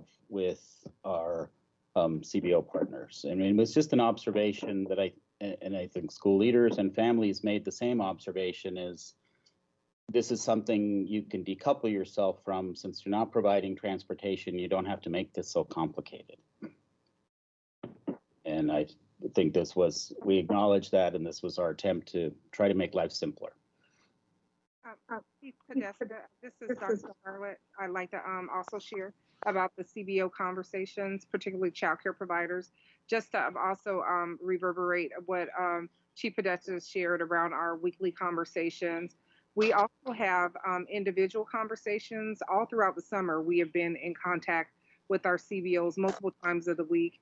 And even when our remote learning playbook was sent out to principals, just days after that, I met with some larger, more prominent child care provider directors, just to share parts of that, the learning playbook, and to ask them what are the blind spots that we're missing for our community-based providers. So we are constantly in communication with our CBO providers. I can't sort of quantify all the different people necessarily that said different things about different start times, but we are really working hard. Director Bush and our team and school community partnerships work really hard at keeping the lines of communication with our child care providers. So I just want to also share that as well. I think, given that we have 56 sites at least, and possibly up to 64, 65, it's possible that this is a really strong data point. It makes a lot of sense. There's a lot of logic to it, and which is why it makes it frustrating for me to not feel like I can just wholeheartedly support it, because it does seem like it would be a pretty straightforward data point to get to in terms of, X number of the number of childcare providers that will be in our buildings have said that this is of tremendous interest and benefit to them, and so it makes me sad that we don't actually have that data to look at. And I'll let other directors weigh in from here. Thanks. Thank you, Director Hampson. Director Harris.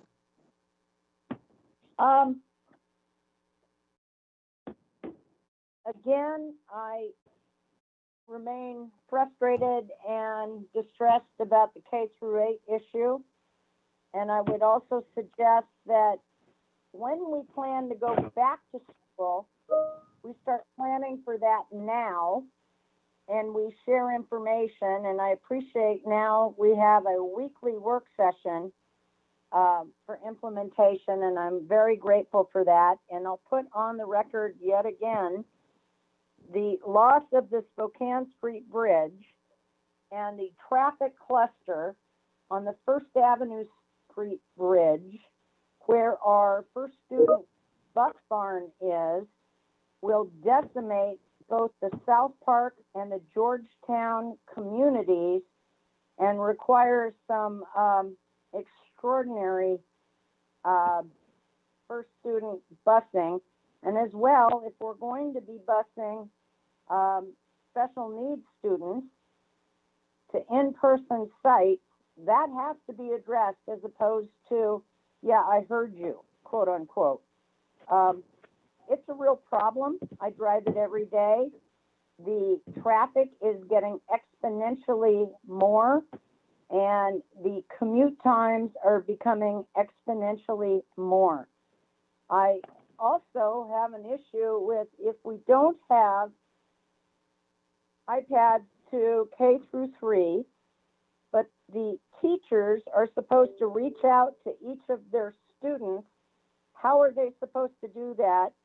And, the teachers, my understanding, are not supposed to be using their personal cell phones. So I want to know how we work around that. Thank you.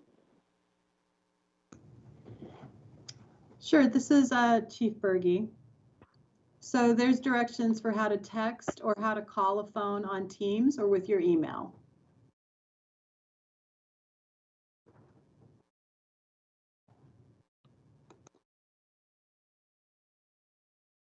Any other responses for Director Harris?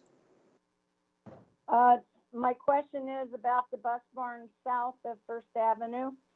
Director- It will impact our special needs children, and this is absolutely about transportation standards. Thank you. Chief Podesta, if you want to jump in here, that would be helpful, or somebody that could. Certainly. I mean, we're working with the special ed department to schedule transportation as needed, and we're working with First Student, who has been serving meals all summer from that bus barn. So has where we were running 40 routes. We've had some experience with travel on the, and unlike our meal service, we're allowed to use the lower bridge when we're transporting students. So special ed routes, by definition, are fairly custom tailored. And once we have the roster of students we'll be serving and what locations and what the scheduled time is, will have to be a custom tailored solution to start the routes early enough to deal with the bottleneck that'll approach to that area. And this will be, as not we just come back to school, but as the world comes back to work and, we see more congestion, we may need to lean on the other lot and stage buses at different times of day to deal with this. But it really comes down to the individual routes and designing them and building enough lead time to deal with this traffic hazard as we've had to with others when the viaduct came down or other things. It really takes planning on a route by route basis, which is why we have route planners that do that individually. And they're watching this issue closely.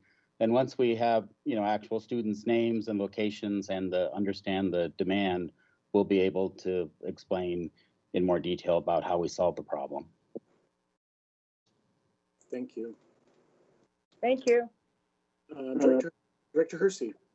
Yeah, just very quickly, since we're on the topic, since we're on the topic of devices and preparing for the eventual delivery, one of the big questions that has come from parents, especially in District 7, is around what ways are we making sure that we're supporting our families where English is a second language for tech support. I haven't really heard too much about that quite yet, and I would really like some clarity on what services our families with various languages can count on to help better support them.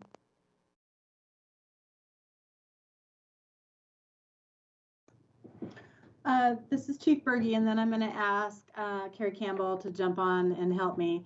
So we have a few different tools that are available for us. When we stand up the resource centers, that will be one time where we do have staff that are using Linguistica to be able to provide some translated support. We also have translations happening in our training videos or our videos about how to use the source or Schoology, those types of things.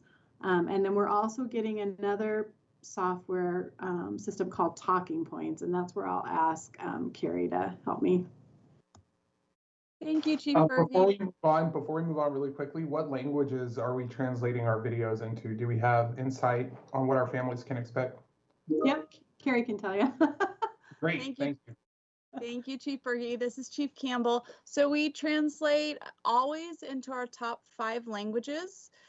We will translate into our top, I think it's 9 languages for the training videos. Just today, we met with staff from Aki Kurose, who's partnering with us to create a Teams family-focused, student-focused video. And then we're in contact with Seesaw to also create a explainer video on how to use the technology from the family side.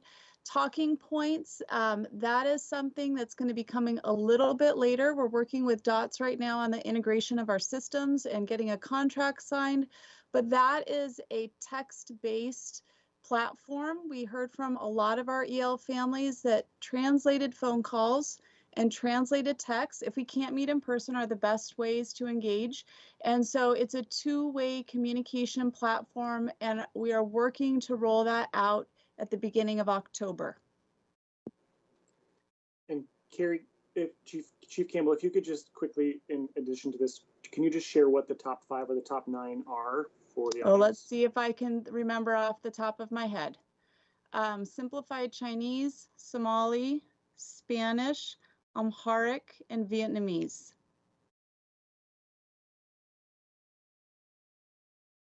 Really quickly, so I just wanted to clarify, did you say that these translated resources aren't going to ship out until the beginning of October, or did I misunderstand? Oh, no, the training videos will be available next week, but this Great. new talking points, this new two-way texting platform that we're adopting for 1 year as part of our response to school buildings being closed to see how it works. We have to do some integration with DOTS. That will become available October 1, and I think it translates into over 100 different. So if you going down a whole say that Director Hersey, in Power School, you have indicated that your home language is Spanish. I will be able to send you a text in English, and it will automatically translate to Spanish using machine translation with human support to make sure that it's accurate. And you'll be able to text back to me, and it will translate back into English. It works in a very similar fashion to Let's Talk, which has been very successful for our customer service team. Great, thank you. You're welcome. Thank you, Director Hersey. Director Mack. Yes, hi. I appreciate Director Hersey asking for the additional information around what exactly we're doing. One of the things that was mentioned, and I don't think it's been clearly shared out so that families know that this is a resource that will be happening, is that there are tech resource centers, 3 that, and my understanding is this was sent to us in email yesterday and was kind of buried.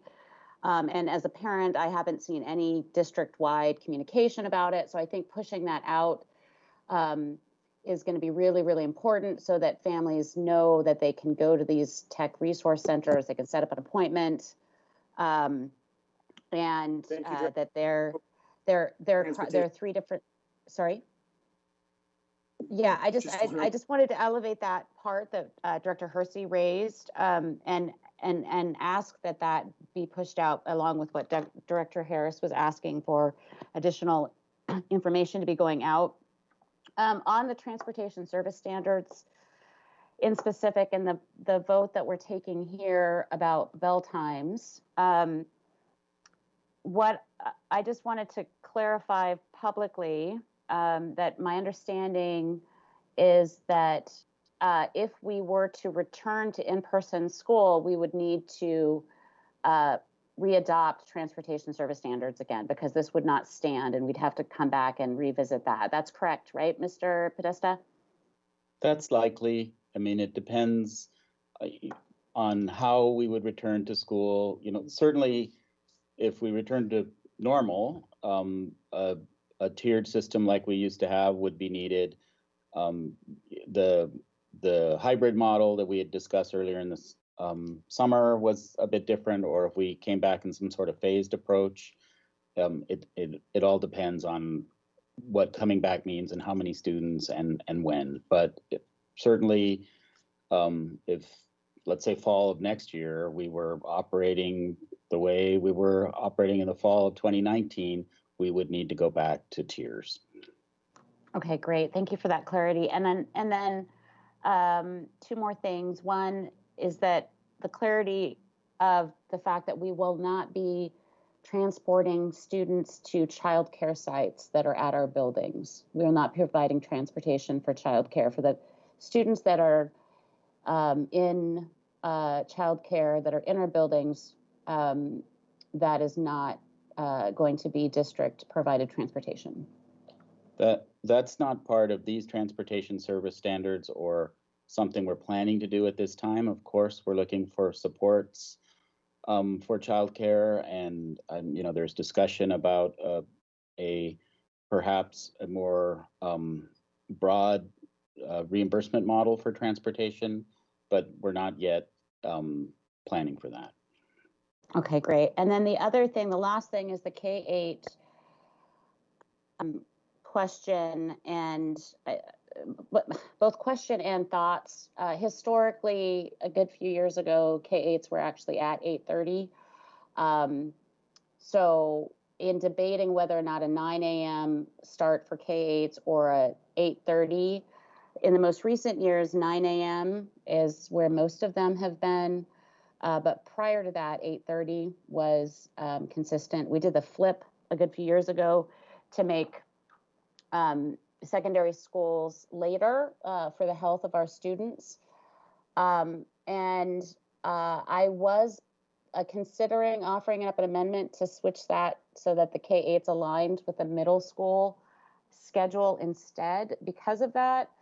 And I also don't know that I want to throw that monkey wrench into this conversation at this point, because it seems that 8:30 is probably just fine. And so that's where I'm at on that. But I appreciate the clarity around the instructional hours and why there's a difference in actual amount of time. And just additionally want to make sure to get the note on the calendar that Wednesdays are early release days.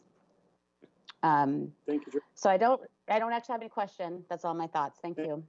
Thank you, Director Mack. Okay, Director Rankin and Director Rivera-Smith, we've hit an hour and 5 on this topic, so I just wanted to do a time check. So if you have any final questions or comments on the transportation standards, start and end times, over to you, Director Rankin. Thank you.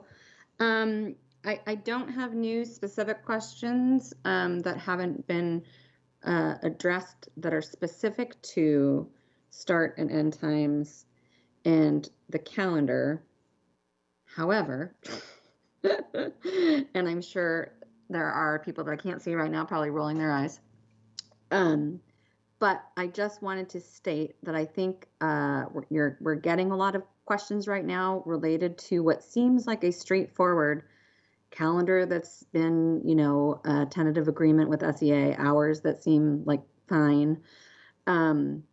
Why you're getting so many questions, and that is because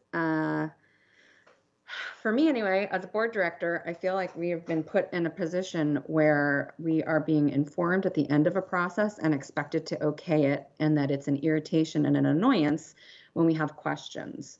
And that this is our opportunity to ask some of these questions. And my fear is by voting yes on this, am I saying that I'm okay with the process that has led to this point? And I'm not okay with it, because we have not engaged families. There has not been transparency about, you know, what CBOs were asked about this, what decision-making went into this. And quite frankly, start dates and bell times are something that we could have proposed, you know, probably back in June, just as a guess, just as a place to start. So as a board director, being put in the position where, you know, I'm a jerk and slowing things down if I don't want to put something forward, but I also feel like I'm not being given the opportunity for appropriate oversight, because there's a lot of questions. And as we heard in testimony, families are feeling the same way, you know, and as somebody said, something that I said in a different meeting was, it's not the what, it's the how. Like the what of this is pretty clear. And I appreciate, you know, work that's been done by Mr. Podesta and others to look into this, but this feels very much like we're just being asked to just okay it, and so we can all move on. And I think families and educators and building leaders, you know, deserve to have the structure and to know what's happening. But everything that comes to us, like, I mean, 24 hours ago is when we had the opportunity to ask questions. And in fact, we had asked a lot of questions ahead of time, expecting them to be answered yesterday, and they weren't. So I just, I don't know. I just don't like this, and I don't like it. Understood. Thank you, Director Rankin. Director Rivera-Smith, final questions.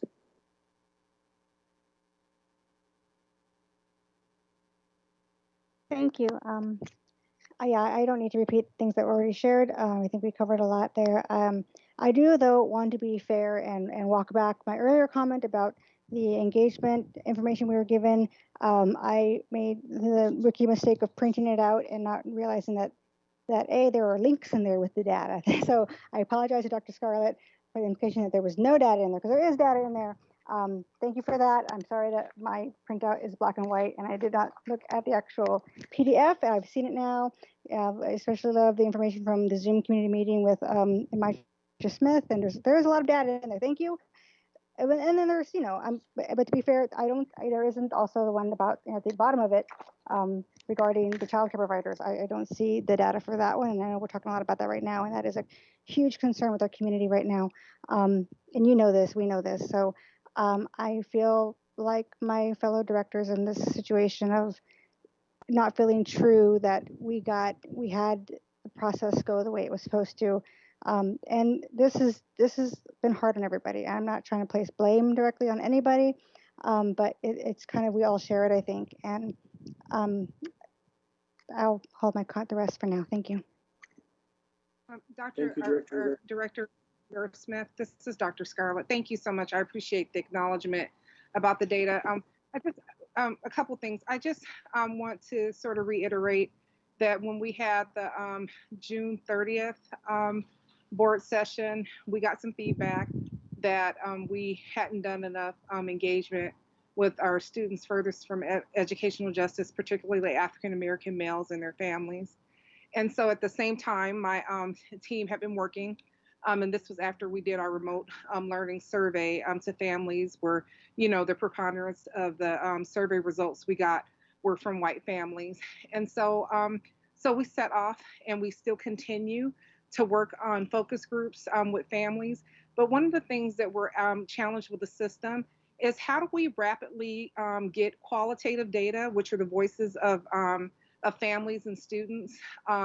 And the reason why many systems across the country and why we're actually leading the edge in some ways, then in some systems, they rely solely on survey data because it's quick. We can get the information fast, but we found out that it's inequitable because of the ways that we actually work to ensure that families are maybe even filling out that survey. We do have evidence that families of color may not lean toward filling out surveys, and it's inequitable for even our EL families as well. So the things that we can do is work our best to take advantage of the opportunities. So we have made shifts in our listen and learning sessions to just not listening and learning and sort of being there for just listening to folks, but thinking about how can we enter in those spaces in some ways where we're trying our best to do quick data polls. So Director Hampson made a comment about 26 respondents. So we dropped a data poll link into a Zoom chat. That was how many people sort of responded to a really quick poll, which was about whether people wanted, preferred the 100% remote learning versus, a hybrid model. So we have been trying different types of ways to be responsive and to show up in responsive and accountable ways in our community meetings before having note takers there to be able to collect notes, having focus groups with families. And so while that you may have smaller sample sizes of qualitative data, but these are the voices of people and families. And I'm not trying to insinuate that these folks are sort of representative of the entire sort of Black community, but the information that we got, the 45 phone calls that community leaders from the Somali community made to families and then translated that information back across different questions, those are all valid responses that are ways that we would not be able to engage with these same families if we solely use surveys to do that. So I just want to challenge our system to sort of rethink about community engagement and to move beyond sort of the quick sort of survey into thinking about the qualitative voices and the qualitative data we get through the voices in which we engage in different spaces. And so if I am paying attention and writing down notes and listening to what our providers are saying in our CBO meetings, and we're taking notes of that and looking through that and seeing the things that come through. If we're being responsive when tools come out like the remote playbook, and immediately getting on the phone with different childcare providers and those leaders in order for them to give feedback. I think that those are all really important data points for us to be able to include in this as well. Thank you. Thank you, Dr. Just to clarify, the 26 is actually the number of African-American families that were represented in the spring survey. That's what I was quoting, not any other 26 number. And I think anything that's actually provided to us in a timely fashion is helpful. Thank you, Director Hampson. Ms. Wilson-Jones, roll call vote, please.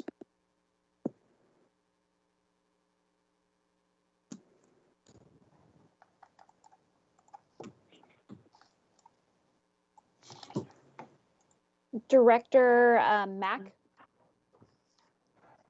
Aye. Director Rankin?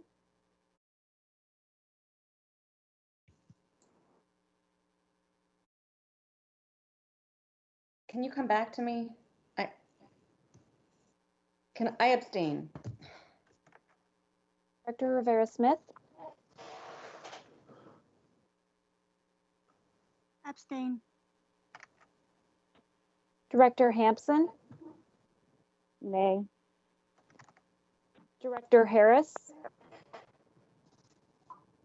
Abstain. Director Hersey? Nay. Director DeWolf? Aye. This motion has not passed by a vote of 2 to 2 to 3. Okay. Well, it is our job to come and make decisions, and sadly, we did not do that today. So next, we will move to introduction items. Next is introduction item number 1, approval of name change of Southlake High School to Alan T. Sugiyama High School at Southlake. This came to the Operations Committee on August 13th for approval. Chief Operations Officer Fred Podesta, I believe you'll be briefing us on this item. Yes, thank you, Director DeWolf. This action, as it said, changes the name of Southlake High School to a well-known activist, leader, and product of Seattle Public Schools, Al Sugiyama, who is also a director of the Seattle Public Schools Board of Directors. And I'd like to invite Principal Davis Brown and Assistant Principal Powell, who joined us at the Operations Committee and are here today, I believe, to describe their work with the community to garner support for this name change. Thank you for that, Chief Fred Podesta. I am so appreciative to have the opportunity to come to you and talk about how honored we are that Representative Sharon Tomiko Santos and Bob Watts, who was the deputy mayor for the city of Seattle, brought this to us and allowed us to participate in honoring Al Sugiyama. It was something that we were looking forward to doing in the final rebranding of Southlake, and it was one of the things that we thought was just extremely important to do, to honor someone who spent his life trying to support disenfranchised youth and adults in having the opportunity to have to reach their full potential. This process was spearheaded by Dr. Powell, who's the assistant principal here at Southlake. And so I would really like to give him the opportunity to bring this motion to you all. So Dr. Powell. All right, thank you, Ms. Brown. And I do want to thank the board again for hearing us today. And I also want to thank Superintendent Juneau as well for her continued support. What I want to do is I just want to back up and kind of tell you a little bit about when this process started, because when we say that it has been a long journey, we actually started this conversation back on June 7th of 2019. And that was just ending, Ms. Brown and I, that was our third year, ending the last third year of our work together in June 7th of 2019. And so from that point on, we had a conversation, like Ms. Brown stated, with Bob Watt and Sharon Tamiko Santos. And one question that I had during that meeting was why Southlake? You know, that was really important to me. I wanted to know, you know, of all the schools, you know, why Southlake?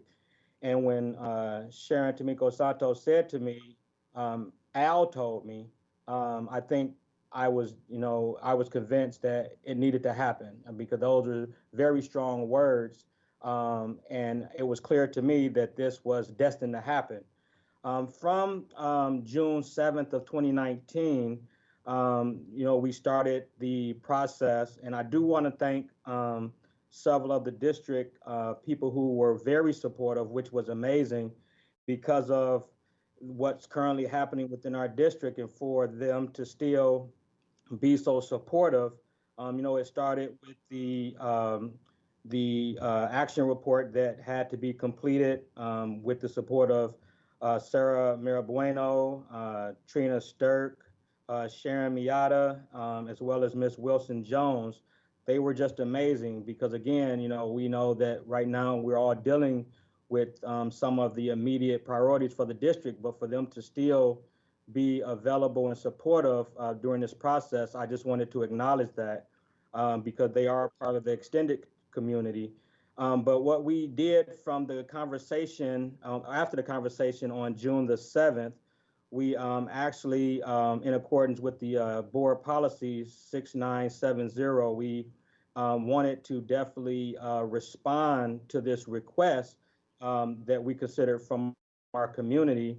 And from there, we had approximately 5 community meetings around this name change.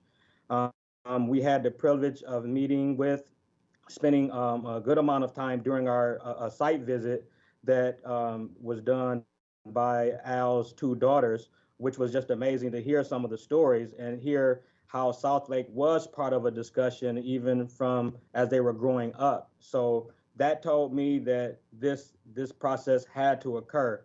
From there, we of course included our building leadership team, our staff, other communities, as well as community members, as well as student representatives. We reviewed the initiative. We published a plan of the initiative, and we unanimously, moved forward with wanting the school renaming process to happen. Again, it was a lot of time and effort that went into just preparing the report. But again, thank you to the individuals who I named regarding the support that they provided us. But another piece that was, on my heart to say today was when, you hear so much about community engagement, but in my opinion, when you talk about renaming and honoring an individual as Al Sugiyama, that's truly what I consider representing what it truly means to engage with our community, because we heard our community, and for this to happen, it communicates that we've heard, we listened, and this should definitely move forward. The other piece of it that's really important has to do with at our last board session on August the 13th, I was really strongly advocating and adamant about hearing from some of the voices of our community and for them to be heard. So today, what I would like to do is have one of the powerful voices of our community. I would love for us to hear from and for her to be heard. And that person is Sharon Tamiko Santos, who's online. But before I turn it over to her, I just wanted to also say another powerful thing to keep in mind, and that was brought to me just recently by Bob Watt, is that September the 10th is Al Sugiyama's birthday, September the 10th. So what powerful way to celebrate and acknowledge him, because I do understand that after today's meeting, September, it has to go for the final approval on September the 9th. So I just wanted to put that out there and just, speak to how powerful and how meaningful, and in my opinion, this is something that has to happen. So thank you for hearing me. And right now I will turn it over to Sharon Tomiko Santos. Thank you. Thank you very much, Dr. Powell, and good evening, members of the Seattle Public School Board. For the record, my name is Sharon Tomiko Santos. I serve currently as the state representative from the 37th Legislative District and am very proud to have Southlake High School, soon to be named with your support, the Alan T. Sugiyama High School at Southlake in my district. I would like to spend just a few moments of your time identifying why this is such an important issue to both me personally, but also to our community as a whole. Many of you may know that Al Sugiyama, and I will hereafter refer to him as Uncle Al, because as many of you know, in our Asian Pacific American communities, the designation of uncle is an honorific bestowed with great love and affection. Uncle Al was a civil rights icon here in the city of Seattle, as well as a champion of education for youth.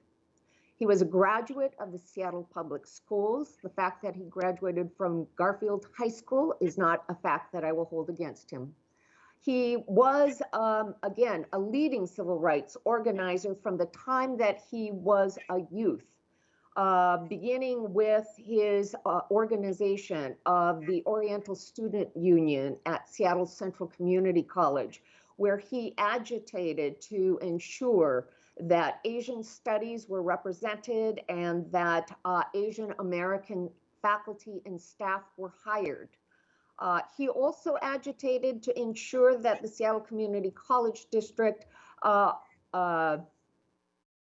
promised or made good on their promise for fair contracting opportunities, spreading economic opportunities throughout the city for underrepresented economic communities. He was a forever advocate and champion of youth voice, and I would encourage any of you who are interested to hear Uncle Al's story in his own words by looking at the Civil Rights and Labor History Project at the University of Washington website. I would, however, like to spend most of my time talking about the education that Uncle Al devoted himself to. I've already indicated he was himself a graduate, but he was also the first Asian Pacific American board member for the Seattle Public Schools, being elected in 1989. That really stemmed from his passion for working with youth, and particularly youth who are so often alienated and marginalized and frankly discarded by institutions who run our public education system.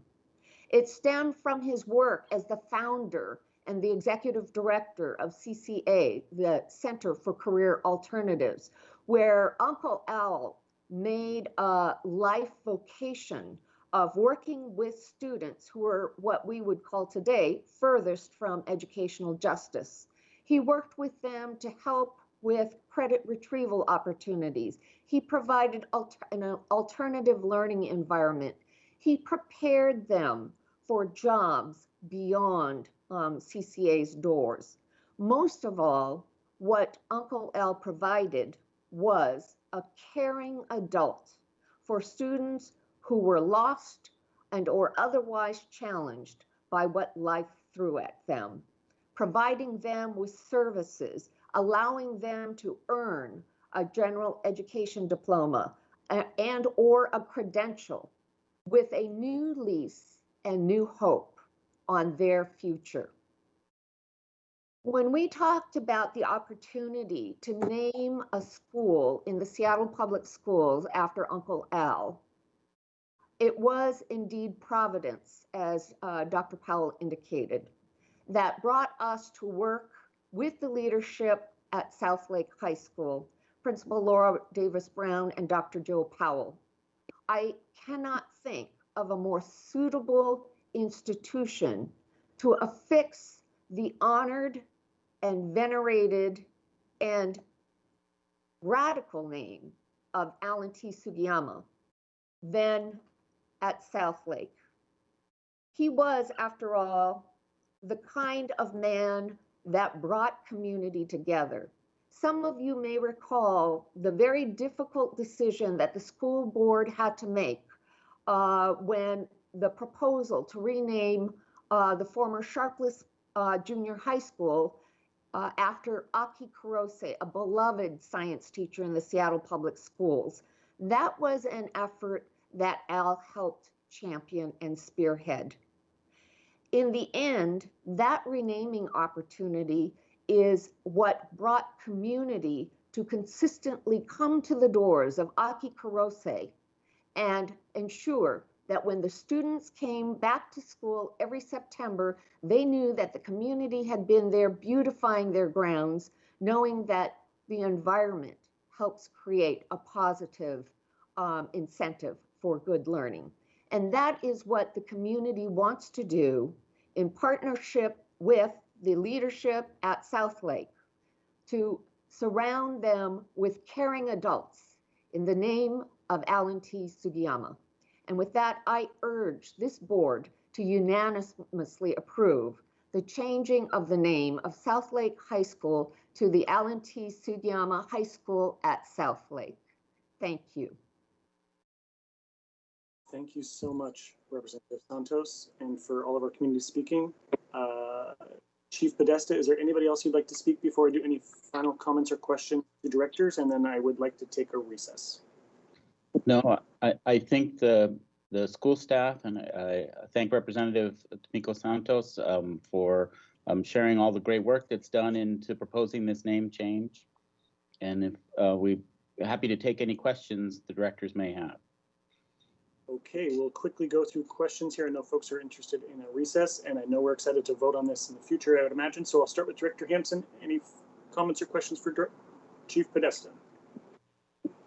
No questions. I think, well, I guess my only question would be, this has clearly been a historic process in terms of the community, the coming together, and I'm so grateful for the work that's been done for this coming forward, and the how critical it is that we then learn so much more about our history in this city by virtue of doing something like a name change, and I hope it's one of many to come. And as part of that, I think my only other question is, are we documenting this so that we can utilize it not only just in terms of policy, but also for other buildings that are looking to do this same work? And thank you so much to everybody who spoke. Yes, this and our recent change at Rising Star, I think all the staff that support these name changes have developed a good file about how to proceed with these processes. Thank you. Director Harris. Yeah, I am beyond in favor of this, and I want to express some thoughts to go with that. First of all, Representative Sharon Tomiko Santos, thank you for your heavy lifting in Olympia in support of equity in the Seattle Public Schools. Al Sugiyama was a friend of mine, and he's one of my heroes, just flat out. And I might add, Uncle Al is also one of my heroes with Uncle Bobby, who is the late husband of Representative Sharon Tomiko Santos. And if you don't know who Uncle Bobby is, he was one of the 4 civil rights leaders. And there's a lot written about him, and I hope we name a school after him soon. But I will say that we have heard over the last 2-3 years about how expensive it is to run a school like Southlake High School. and that the enrollment is low. And if we have any intention whatsoever, and out of transparency, Superintendent Juneau and I have had several conversations about this, if we are not intent on supporting and growing, hopefully, L&T Sugiyama High School, then don't do it, because it would be dishonest, frankly, if we don't figure out a way to support now Southlake High School, hopefully L&T Sugiyama High School, and grow the enrollment and make it the extraordinarily special place that it is, that I personally, as a board director, do not feel we have given the resources and the attention that it deserves. I hope that we address the underlying issues. If we're going to rename this, then let's do it right and build it robustly. Thank you. Thank you. Director Hersey. I'm in 100% support. Thank you for the amazing lift, and huge thanks to Representative Sharon Tomiko Santos for all of your work around this issue. Looking forward to it. No further questions. Director Mack. I'm having a hard time pulling words together because I'm incredibly moved by your words, Representative Sharon Tomiko Santos, and also Director Harris, and the deep work, the ongoing work in Olympia that you've done, and this incredible important act we need to take to name this school in his honor. And as Director Harris indicated, we also need to put resources behind it. And so I'm fully in support and really grateful to see you today, and look forward to voting on this in a few weeks. Thank you. Thank you, Director Rankin.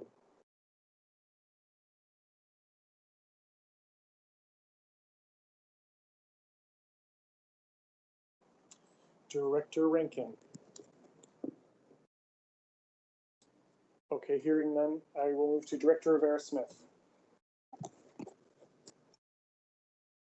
I am here to do this. I'm so just in awe of the work that that Alan, Uncle Alan, so I didn't know him personally, so I feel we're calling him that, but you guys all call him that. So that he did.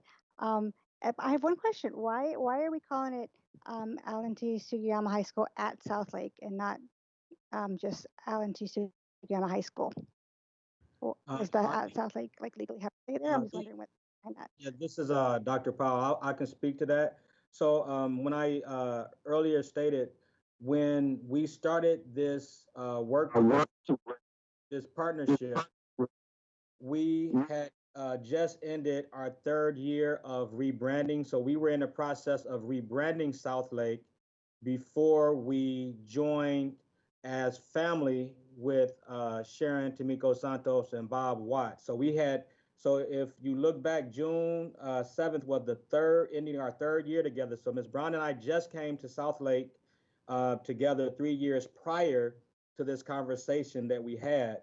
And so we had already started a rebranding process, a new vision for the school. And so going into our 4th year, that's when we were going in with this whole renaming.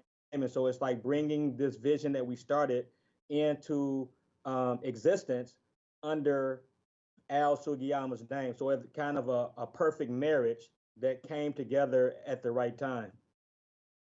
And so the L&T Sugiyama High School at Southlake still acknowledges the rebranding work that took place prior to us coming together with our new family. Thank you. No, that makes a lot of sense. I appreciate that. No further questions or comments. Thank you. Thank you, Director Rivera-Smith. I hear Director Rankin is back. If you have any final questions or comments before we move on. No, just quickly, thank you so much. And it was so great to hear from all of you also in the Ops Committee. And I'm excited about the opportunity to talk about Uncle Al, as Rep. Tomiko Santos said, and also to have this opportunity to elevate the work that all of you are doing at Southlake High School. I think it's a bit of a hidden gem, and I hope that this allows us to elevate your work more broadly to the public and share what's going on in your community, and also hopefully reach more students that might find a good place for themselves at Southlake that might not heard about it otherwise. So thank you very, very much. Thank you, Director Rankin. And I just want to express my gratitude again to you, Dr. Powell, and Representative Tomiko Santos for your support and your work on this. I'm really excited and absolutely supportive. And we will see you back here in a couple weeks as we vote on that at our next regular board meeting. So Thank with you so that, much. Yeah. yes, of course, of course. So with that, I need to call a recess and give folks both a chance to take a brief pause, as well as we will likely be breaking into a closed session. And so I'm waiting for Chief Counsel Narver to give me any indication. If you want to do that verbally here, Chief Narver, that would be helpful. Yes, this is Greg Narver, Chief Legal Counsel. You can at this point declare the meeting in recess. My understanding is that there was an invite going out from the school board office that I believe just arrived for a closed session at this point to discuss the matter of labor negotiations.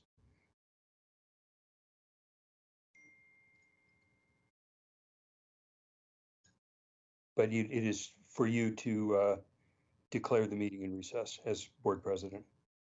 Thank you, Chief Counsel Narver. With that, I will declare us in recess at 5:46, and we will move to closed session. So directors, if you could please end your participation in this specific call, please join the closed session invitation that you should have received, and I just received it myself, so I know you did as well. And I will see you on that call, but please make sure you're logged off to this call. And for the audience, we will be back after closed session. Thank you.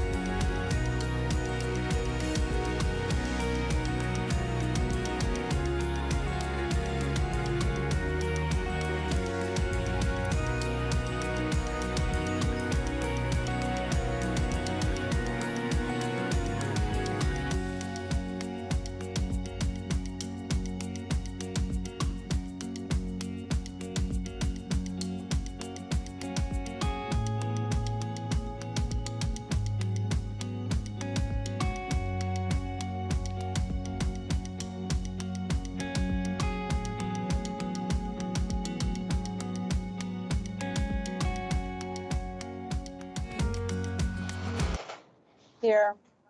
Director Harris, Present. Director Hersey, Here. Director Mack, Here. Director Rankin, Present. Director Rivera-Smith, Present, I would like to be recognized for a motion. So Director Rivera-Smith, I will recognize Director Rivera, excuse me, this is Director DeWolf, and I'll recognize Director Rivera-Smith for a motion. I would like to make a motion for reconsideration of our previous vote on the transportation standards. Second. Thank you for moving this motion, Director Rivera-Smith, and thank you for the second, Director Harris. I will open it up to directors for any final comments or questions, and I'll start with you, Director Rivera-Smith. Thank you. I think there was a lot we didn't have a chance to talk about, and I think that we definitely have a lot of unanswered questions in this process. I appreciate the work that has been done by staff to get us this far. I think we just need another opportunity to just reflect on this, what's gone into it, the missed opportunities, the people who we still hear when, and you know, we're gonna rise and really what it comes down to. And I don't want to leave anyone out of this process, especially, I mean, I know, you know, our families for this educational justice who are deeply in need of our support and our ears and having that seat at the table. That's who we represent, ultimately, all our families as board members. And if we don't feel listened to, they don't feel listened to, and that's going to happen. There's a lot of work being done, and I know that staff has felt a lot of pressure on that, and we want to acknowledge what they have done and how much, blood, sweat, and tears have gone into that. So I don't want us to walk away without having really closed this loop here on this motion before us and figured out, what we need to do to make this happen for families and for our teachers, because this is monumental right now for everybody in their lives. And again, I want to hear more from our directors and staff. Thank you. President DeWolf, I have a question about procedure at this stage for clarification. Sure.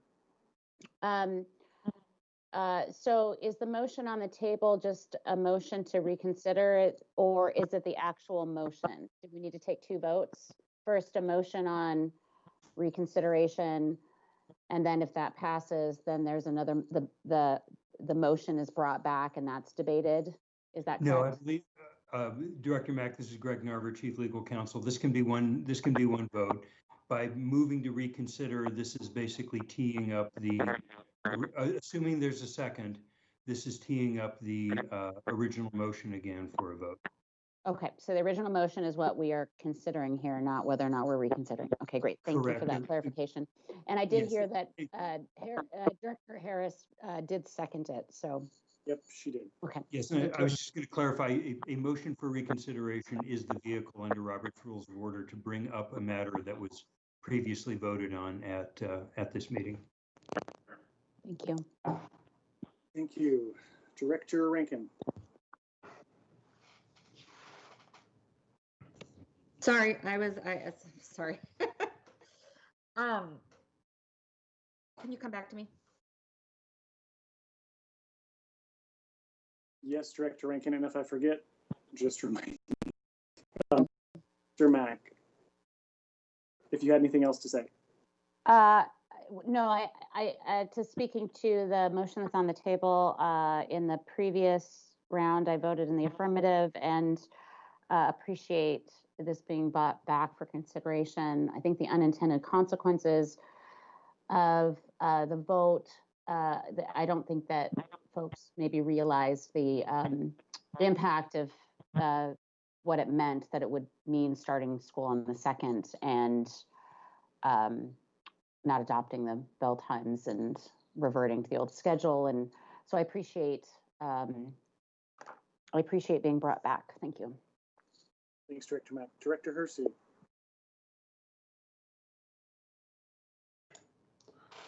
I have no additional comments or questions at this time. Thank you. Director Harris. With extraordinary respect to Director Mack, I think the college did understand what would happen if it was reverted to, and I am distressed that the OPMA does not allow us to talk about what we just talked about in closed session. I think that communication to and from the staff and the board needs to be clearer, needs to be more robust, needs to be more timely. And I think that the staff appreciates that this board fiduciarily duties elected citywide are not expected to be rubber stamped at late dates, and that we need to be more timely and more proactive. I cannot say with enough emphasis that none of my votes ever have been personal, and that I have extreme respect for our staff. Additionally, I think that we need to get our act together for family engagement and communicate what that family engagement needs and what the responses of family engagement means. I am happy to vote in the affirmative on reconsideration so that we have paid PD for our staff and so that we can alleviate some of the anxiety. And previous, several hours ago, our community knows that there are Plan Bs and Cs in place. They just haven't been communicated to you yet, and we're assured that they will be. I asked Superintendent Juneau whether she would comment on this, and she advised no. I hope she reconsiders that. Thank you. Thank you, Director Harris. Director Hampson. Thank you. Yeah, I want to be clear that this was not about not supporting PD. I think most of us on this board would provide more if we had the option to waive additional instructional hours, and would give teachers even more time to prepare, staff even more time to prepare. So it is not about that. It's not about necessarily the start times. It is about the lack of family engagement, the lack of and the robust racial equity analysis going into this that puts us in the position of having to make a very concrete decision with very limited information. And so as such, I would like to ask if I can offer an amendment at this time.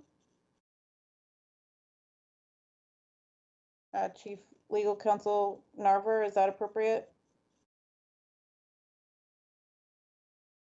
Sorry, unmuting there. The president can recognize you to offer an amendment. If it is seconded, then it's on the table for consideration. This is Director DeWolf. I recognize Director Hampson for a motion.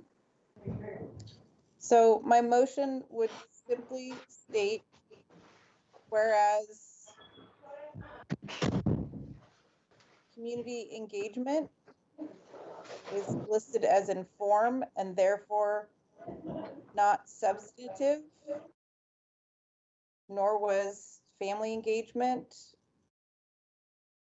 we have the following qualitative and quantitative data to present under the racial equity analysis.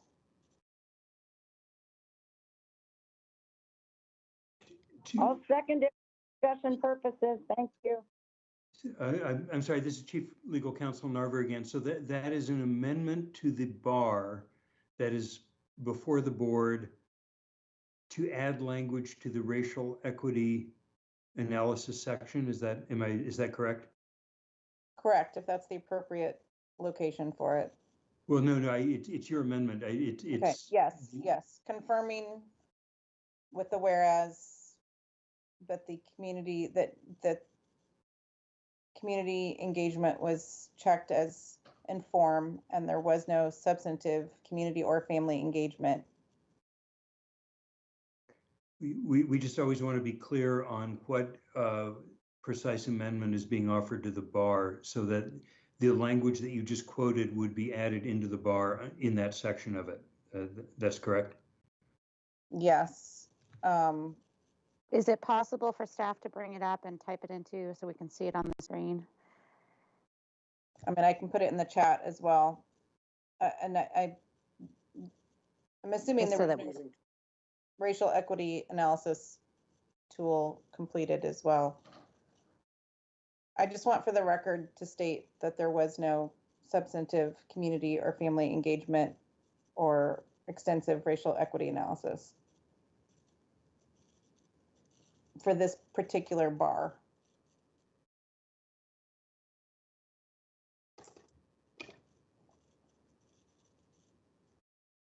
Okay, Greg, please advise here because we'd like to start a discussion so I can move on from this item. Yeah, So do we need to I'm looking at the bar under the equity analysis section.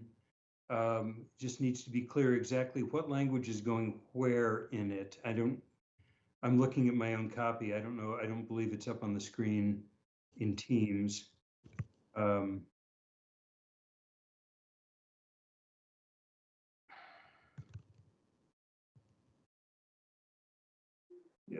Director Hampson, do you have a copy of the bar in front of you to see? I do. Yep. Okay. Please indicate where under section 7, equity analysis, you would like that language to read or to go, and maybe repeat it for the record just so it's clear exactly what change would need to be made to the bar if the amendment was adopted. At the beginning. Here we go. And staff, correct me if I'm wrong, but there's not a completed racial equity analysis, simply what's provided here, correct? With all the links and the data via the links? So the question is, there was Yeah, not. I'm sorry, this is Tina. This is what I am seeing in the bar. I have pulled up the latest version. Okay, Dr. Scarlett, please. I'm sorry, this is Dr. Scarlett, Chief of Equity Partnerships and Engagement. Just to clarify, Director Hampson, about this equity analysis section, you are speaking about that there was no equity analysis done for this bar. Is that the question that you're asking? No, whether or not the racial equity analysis tool in particular was utilized. For specifically for bail times, that's what you're asking about. For this bar, yeah. Okay, yeah. For, we actually took the equity analysis section from sort of the entire reopening plan, and then I did make some adaptations to share about sort of the ongoing data collection that is really connected to the comments that you made in the work session about, you know, the more visible signs of engagement. And although that we did mark at the first tier of informing, which is really one-way communication. It's not necessarily the higher levels of two-way or you know, deeper levels of focus groups. I did want you to be able to see in this other evidence of how we've had ongoing engagement throughout the reopening process.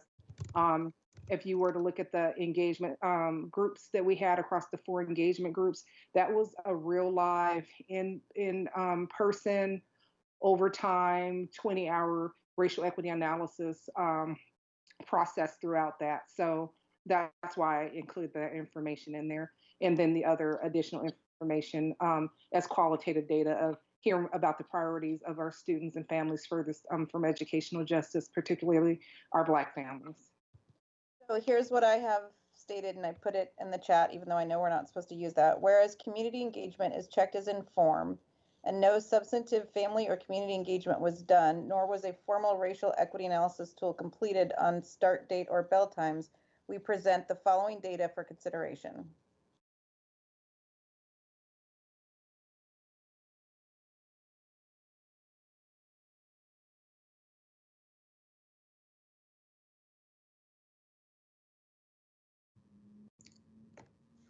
Again, Chief Counsel Narver, so the amendment offered is to place that language at the very beginning of Section 7, equity analysis, to amend the bar to add that language. Maybe Director Harris could confirm that since there's been clarity on the motion, that she is seconding that motion.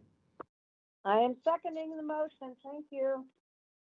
Thank you. Okay, so Ms. Loffelman, if you could add that just so folks can see that. Director Hampson has moved this. Director Harris has seconded, so I will start with the final comments, questions quickly here from Director Hampson as we move through directors. And sorry to interrupt just a second. Tina, if you could take down that screen, I'll go ahead and share the amendment language on the screen. I'm good, thank you. Done. Director Hampson, any final comments or questions, Director Harris? Which one of us? Director Hampson or Harris? Harris, Director Hampson said she's good and moved on. I'm now to you. Fair enough. Thank you very much. I think those are good amendments. And again, I hope we move forward. And we've learned a great deal from these conversations to do better in the future. Thank you. Thank you. Director Hersey. Aye. Any comments or questions? Sorry, no questions. I thought we were voting. Okay, I know. Director Mack. No questions at this point. Thank you. Director Rankin. Nope, I feel like I've said the same thing a lot of times, so I'm good. That I agree with. Director Rivera Smith. No questions right now. Thank you. Thank you. Okay, so I think if we want to just do, Chief Counsel Narver, correct me if I'm wrong, do we need to do a vote on the amendment, then move to the underlying motion? Correct. Correct. Okay, so Ms. Wilson-Jones, if you could do a roll call on the amendment, that would be great. Thank you.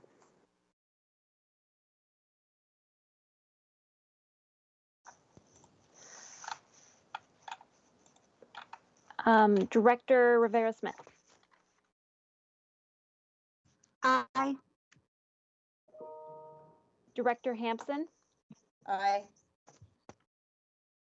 Director Harris. Aye. Director Hersey. Aye. Director Mack. Aye. Director Rankin. Aye. Director DeWolf. Aye. The motion for the amendment passes unanimously. Okay, thank you. Director Hampson was the last director to speak, so we can now move to the vote on the underlying motion as amended. Do we need a new motion for that, Greg? Yes, it should be a motion to approve well, I guess now that the motion for reconsideration brought it back on the table. Now it's been amended, so now there should be a new motion to approve the bar as amended. I motion to approve the bar as amended. Director Harris has moved and Director Rivera Smith second. Second. And Director Rivera Smith has seconded. So now we can move to the vote on the underlying motion as amended with Director Hampson's additional language that we just voted on. So if we could do roll call vote on the underlying motion as amended, please do that now, Ms. Wilson-Jones. And just to confirm with Greg, this is the motion for reconsideration on the motion and the underlying motion as amended. Well, I think the motion for reconsideration is what brought the bar back before the board as an action matter. Now that it's been amended, I think it's properly no longer a motion for reconsideration, but rather a motion to approve this bar as amended. Thank you. So I will not be calling roll on the original motion Six. at this time. Stay. Director Hampson, Aye. Director Harris, Aye. Director Hersey, Aye, and sorry for my dog. Director Mack, Aye. Rankin, It's International Dog Day. Aye. Director Rivera Smith, Aye. Director DeWolf. Aye. This motion has passed unanimously. Thank you, Chief Counsel Narver, for all of your help there and your flexibility, as well as Ms. Wilson-Jones from our board office for all of your help with this lift. And thank you to the board directors. While we certainly added an hour to our time, I was really grateful to this exercise. We will now move to introduction item number 2. We have remaining, I think it's 11 to go, so I will move to item number 2. Apologies for getting my notes here. This is approval for contract amendment with School Data Solutions for school-based implementation of MTSS Student Data Portal RFP 09615. This came to the Audit and Finance Committee on August 17th for consideration. Chief of Schools and Continuous Improvement, Wyeth Jesse, I believe you will be briefing us. Thank you, Director DeWolf. Yes, for us, I am here to present our contract. We are in our we would be going into our 3rd full year in using this particular product. It's commonly referred to as Homeroom. I think for us, this is one of the critical things that we've used in working with our Schools of Promise. We gave a presentation to the school board in a work session this last spring regarding our work out at those particular 25 schools over the last 3 years, and then 30. We added 37 this last year, and then we're going to now 104 schools this upcoming school year. The reason I mention that is because central to our work with schools and monitoring their progress towards the goals on their CSIP, which nest underneath the district strategic plan, we do look at a number of data points, and those data points are held in this particular product, Homeroom. We have across the span many data points, anywhere from our traditional academic data points that we collect, anywhere from Smarter Balance Assessment interims to the MAP to Honest Pinnell to our missed instructional log, which is a more progressive way of getting ahead so that we don't have to do more district-based discipline, but then also just really about what are the formative assessments teachers are using. So they upload this information. And that's one of the features that we'll be using this next year with Homeroom is now that we have to take a pivot and a lot of the traditional assessments that we have used in the past no longer can be applied in a remote learning platform. So then we can use the ones that the board that are adopted by the district that are in the hands of teachers, that they have their assessments integrated in these particular adopted curricula so that we can upload that. It would be the priority standards that are in the playbook that was sent to the board. And then we can monitor progress for our students in addition to the other data points. Those other data points including engagement, attendance, and also for us around any other additional supports that students need. So the real main features about this product that we don't have in other places is their ability to upload curricular-based assessment information, ability to have fluid groups, which is something that we were able to talk to the Audit and Finance Committee last week, and that I sent the Friday memo was specifically like, who are the students, who's getting grouped? Last year we had 4,540 different type of student groups because we can fluidly group students and see where they're at, and that shared data across for all staff. And then already for this upcoming school year, which we have not already started, we have 3,918 student groups. Truly is this part of the transformative work. Research and evaluation along with us have put in ability to see how our schools, again, using data, developing procedures to best respond to the needs of students and adapting their instruction to meet their needs. So with that, we know that again, that's attached to the bar that for those schools that use data as part of their, and including the formative pieces, misinstructional log, that has had a significant impact for those students. And again, I presented that to the school board in the spring. Key data points like 8 points higher for our African American boys for 3rd through grade on the Smarter Balance assessment, for example, compared to same student populations for non-schools of promise here in Seattle. So those are things for us. It is connected to our strategic plan. We really do need the features of this particular product, and in addition to for us to monitor encasement where we have different fluid grouping of students and their needs, because we know all our students' needs can move fluidly throughout the school year, and just want to make sure that we're responsive to those needs, especially in this particular remote learning platform where we are going to rely on, again, more formative assessments. So with that, I'd be happy to take questions. Thank you, Chief Jesse. We'll start with our Audit and Finance Committee Chairperson, Director Hampson. And if you could, Director Hampson, just share a little bit with the board why it was for consideration and not approval. Thanks. There was some additional information that we had asked for with respect to the usage of this tool. And so if Chief Jesse, if you could speak to that, speak to kind of the expectations around the utilization of this, and I'm happy to have either of my fellow committee members remind us as well the things that we felt needed to be attached in terms of the data with respect to the utilization of this, how effective it is, and then what our expectations are during COVID. Thank you, Director Hampson. Yeah, that was a robust conversation. I really appreciate the questions. Familiarity with this tool, we've presented to previous school boards. This is, we gave a snapshot of what the data looks like, how it groups. Again, there's really neat features because the priority standards that we do hold, it gives a straight visual for our teachers. It gives directly, here's the priority standards, how are your students doing? And you can put it and log it right in, and you can monitor, again, across like a professional learning community at a grade level or a department for us to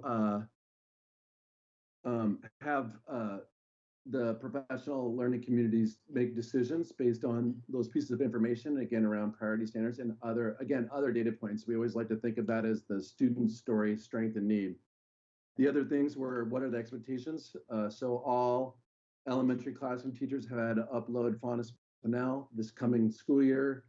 As Chief DeBacker and I have been having ongoing conversations of what does it look like for us to put additional information in there. So that would be things like engagement. What are the pieces? Who's engaging, completing work? What is it for folks who not just that completing the work, but are we consistently logging in? Are they participating? That information can be literally uploaded into homeroom. And so another feature was, who are the students who are participating or who are targeted using this particular tool? And so again, that was the data that I had quoted earlier. Again, for us, that we already have 3,918 separate student groups created and supported as we come up. And so the things that we were looking forward to this year is really not only having the expectation that, hey, yeah, we're not going to be able to upload Faunus Pinnell, but we are going to have to upload the formative assessments that we have so that we can continue to monitor not just at the school site, but also with central office as we partner with our schools through our learning support teams towards our goals that are listed in the strategic plan. 3rd grade reading, 7th grade math, 9th graders on track to graduate with credits. So those are the pieces that we can have, and we can also split out by our different demographic groups was one of the other questions. And so there will be accountability to upload that data across all our grade levels as we monitor that and any fluid grouping of students based on need of those particular data points. Well, I'm sorry, last point, training. I know that was one of the last things that was mentioned. We do already have constructed videos. Those videos have been put out that will be part of the ongoing training with our school-based staff since that is now not only it was a feature that we had built out prior to COVID-19, but now is a really nice feature since that is what we're relying on to train our staff. Thank you. Any final comments, Director Hampson? No, I think, you know, in order for us to continue, I appreciate the additional data for us to continue understanding the efficacy that we'll want to be looking at the extent to which this is demonstrated ability to improve outcomes for students. What does that look like? It's a difficult time to talk about that because of, you know, we're historically assessment based, and at the same time, I appreciate the idea, and you know, would love to hear in the future again from testimonials from staff who utilize this tool to help themselves in organizing their support for students. But it does seem like it has some potential, but that detail will allow us to continue supporting moving forward. And I'll leave it to the rest of the directors. Thank you. Thank you, Director Harris. Hi there. The reason we put it into consideration is because some of us weren't satisfied with the data that was provided.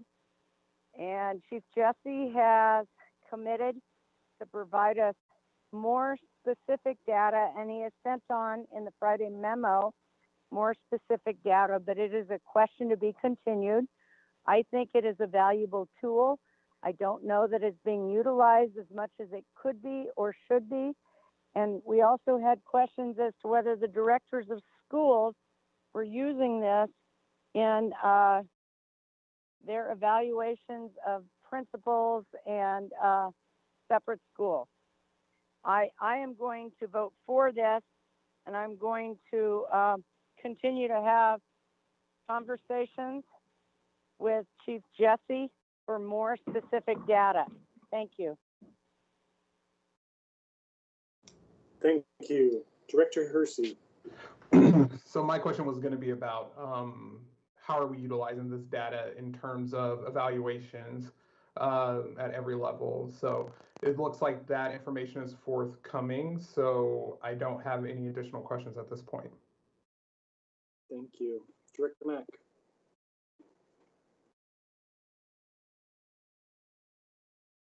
Apologies, slow fingers to get to the unmute button. I read through the whole thing and I was trying to see clearly in the motion or in the bar language itself, and I didn't find it until all the way down, and maybe I just missed it. But the clarity around the details on, we're offering this to all of our 104 schools, including our alternative high schools, and this product is going to be available now, not just to the schools of promise, but all of our 104 schools. Am I understanding that correctly? All 104 schools used this tool last year. And so, but just because you have a tool, kind of like if you allow me a piece of exercise equipment in your house, it's one thing to have it available to you, but it's another thing how to utilize it and to utilize it with consistent habits. And so that's why we had that work with the schools of promise. It wasn't just about they had access to tools like all 104, but it really about how to utilize it and the practices that really better shift our educator practices to meet the needs of our students and also meet the aspects of partnering with families. Thank you. Thank you, Chief Jesse. Director Rankin.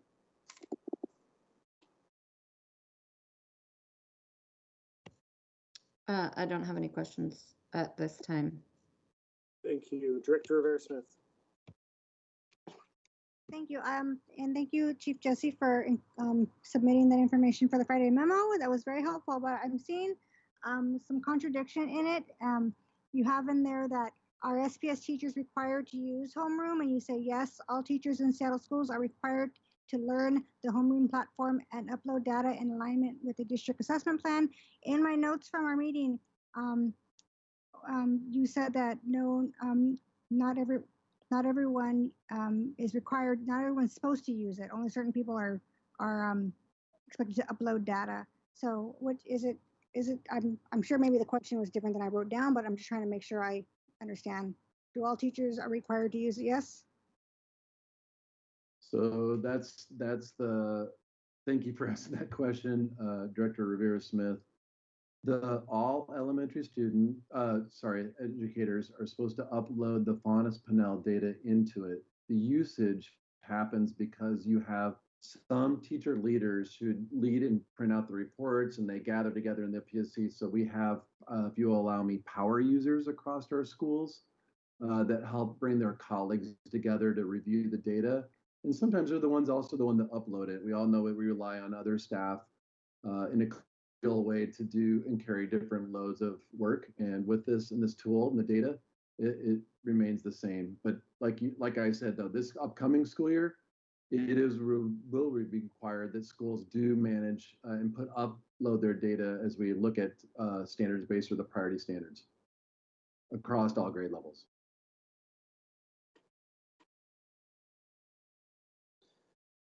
Thank you. Any more questions, Director Rivera-Smith? Yeah, sorry about that. I thought I was muted. I was talking to myself. You mentioned also at the meeting, committee meeting, that you're working with DOTS to see if we can create an in-house platform. Is there an ETA for when we might see that, or is this contract, refresh my memory, is for how long? It's an annual contract. That is accurate. So that if we can have an in-house tool that we can put underneath our Atlas platform, that would be something that we'd like. That's based on feedback from educators. Less platforms, the better. So the last things they got to log into, the better. And so this was something that we needed. We had a gap. We had presented that to the board almost 5 years ago. And they were gracious enough to support this work. I think we built out enough to maybe look at putting this in-house. And so knowing that this is a fluid environment and there's been different rising needs, as you know, from our DOTS department, that is one work stream that we are looking at. I'd be happy to come back and, of course, update the board. I think as Director Harris says, please tell me about this, has a usage and any kind of upgrade or switching to an in-house model. I'd be happy. I will do that. Thank you. No further questions. Thank you. And I have no questions for you at this time. Moving on to introduction item number 3, contract for the self-insured workers' compensation third-party administration TPA services. This came to the Audit and Finance Committee on August 17th for approval. Chief Human Resources Officer Dr. Clover Codd, I believe you will be briefing us. Yes, thank you, President DeWolf. So this bar is seeking your approval on a 3-year contract with Corbell Corporation. They have been our third-party administrator for workers' compensation and on-the-job injury since 2012. The 3-year contract would have for a total of $762,000. Is $244,000 for this school year, $259,000 in the next 2 subsequent years, with the opportunity to have 2 1-year extensions approved if over $250,000 by the board. Director Harris, in committee, you had asked about an L&I audit, which we did attach the last audit to this bar so that you could see the results of that, and I will open it up for any questions. Thank you, Dr. Codd. I will start again with our Audit and Finance Committee Chairperson, Director Hampson. Yeah, that was the primary question that Chief Codd just noted on this item, and I fully support this. So I don't have anything additional beyond that. Thanks. Thank you. Director Harris. Thank you, Chief Codd, for adding that information. Much appreciate. And this is appropriate to be sent to a third-party contractor. We don't have the bandwidth, nor do we have the subject matter expertise. It went out for an RFP, so I'm good with it. Thank you. Thank you. Director Hersey. No further questions from me. Thank you. Thank you. Director Mack. Yeah, no questions. Thank you. Thank you. Director Rankin. No questions, thanks. Thank you. Director Rivera-Smith. Thank you. This was covered very well in committee. I don't have any other questions. Thank you. Yes, and I'll just concur. I really appreciate this information. This was straightforward. I don't have any questions at this time. So now we will move to introduction item number 4. Office of Superintendent of Public Instruction, OSPI, Beginning Educator Support Team, BEST, grant approval. This came to the Audit and Finance Committee on August 17th for consideration. Dr. Codd, I believe you'll be briefing us again. Yes, so this bar seeks approval to accept the OSPI BEST grant in the amount of $300,000 for the 2021 school year. This grant is non-competitive. It is based on the number of first and second year teachers that we have in the school district. It supports our consulting teacher program, which is part of our PAR, Peer Assistance and Review, and our foundational coursework for beginning teachers as part of our induction and support program. This is a grant that we have received for the last 6 years, and I will open it up to see if you have any questions. Thank you, Dr. Codd. Again, we'll start with Director Hampson, our Audit and Finance Committee Chair. No, I don't think we had anything particularly any serious questions about this, and it's a program that we I think need to continue to support. Thank you. Okay, Director Harris. No questions. We love taking money from OSPI, especially for reasons like this. Thank you. Thank you, Director Harris. Director Hersey. No questions from me. Thank you, Director Mack.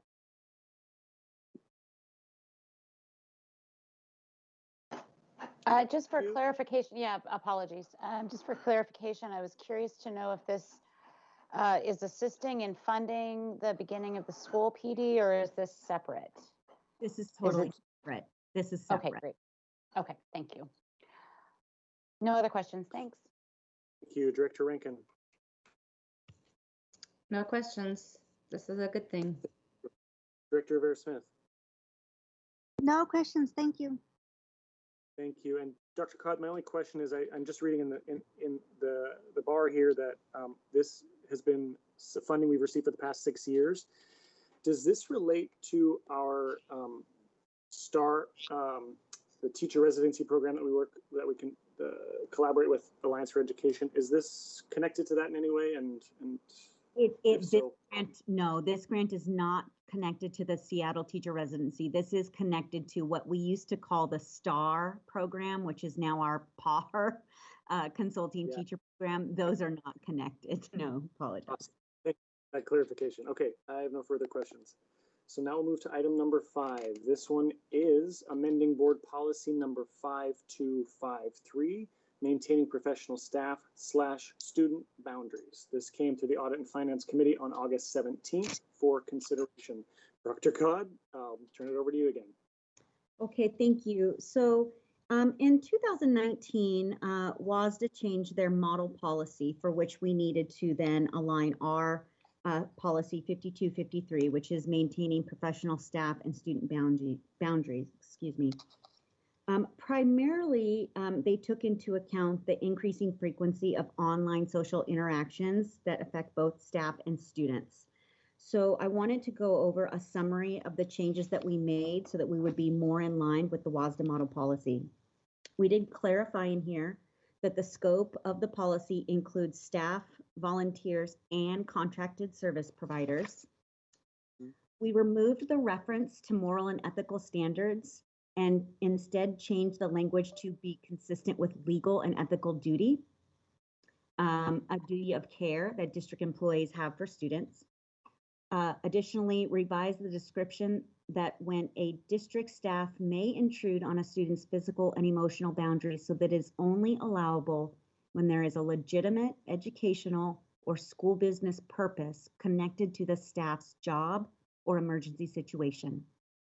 There is language in here about pre-existing relationships between staff and students. And then clarifying language regarding electronic communication to be clear that it is only permissible when it serves a clear, legitimate educational or school business purpose connected to the staff's job. We also further clarified that we prohibit in friending, if you will, on private social media accounts between staff and students. There are public social media accounts for which we know that a staff member would not be able to deny somebody to be on their public page. But in terms of the private, say Facebook, Twitter, all those kinds of accounts that are a little bit more private communication, those would be prohibited in this policy.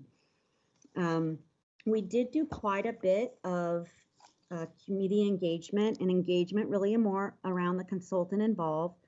We worked with risk management, legal counsel, athletics, student support services, obviously HR and labor employee relations, and the 2019 Title IX task force, which did have 3 students on there.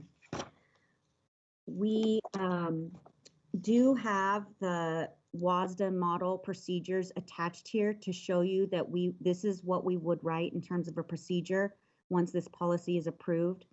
Policy 5253 in its current state does not have a procedure attached to it. There is no procedure currently. And so we will be writing this procedure from scratch, obviously using the WASDA model procedure. But with that, I will open it up for questions. Okay, thank you very much. We'll again start with our Audit and Finance Committee Chairperson, Director Hampson. Yes, so I have an enormous amount of gratitude to Chief Codd for getting this forward at this time. This is something that there's been a level of engagement over the course of, I guess, around a full year around particular areas that pertain to this, and the timing couldn't be more apt in terms of what we're about to head into. Which is why I think it's important that we approve this now, even without procedures, though we do need to make sure that those procedures are forthcoming and that the board has the opportunity immediately to review them, because how this is put into practice will be critical in the coming years, and in the coming months. And I believe we're going to need to revisit it because it really is quite new territory. There's things we can't imagine, we can't foresee now, given the environment in which we're headed. But there is clarity here that I think is just so critical at this moment, heading into the remote environments. And so I assume, or I shouldn't say assume, I hope and believe there will be lots of feedback and questions about it, and we'll have opportunities to clarify in procedure, and then I think it'll be one that we'll want to look at again in a year's time. But I do believe for the sake of our students that we get good policy in place now on this, and communication out to staff about this, because it is really important going into this remote learning environment. And we talked about that extensively in our session, and I know Director Harris will have and Director Rivera-Smith will have significant comments as well.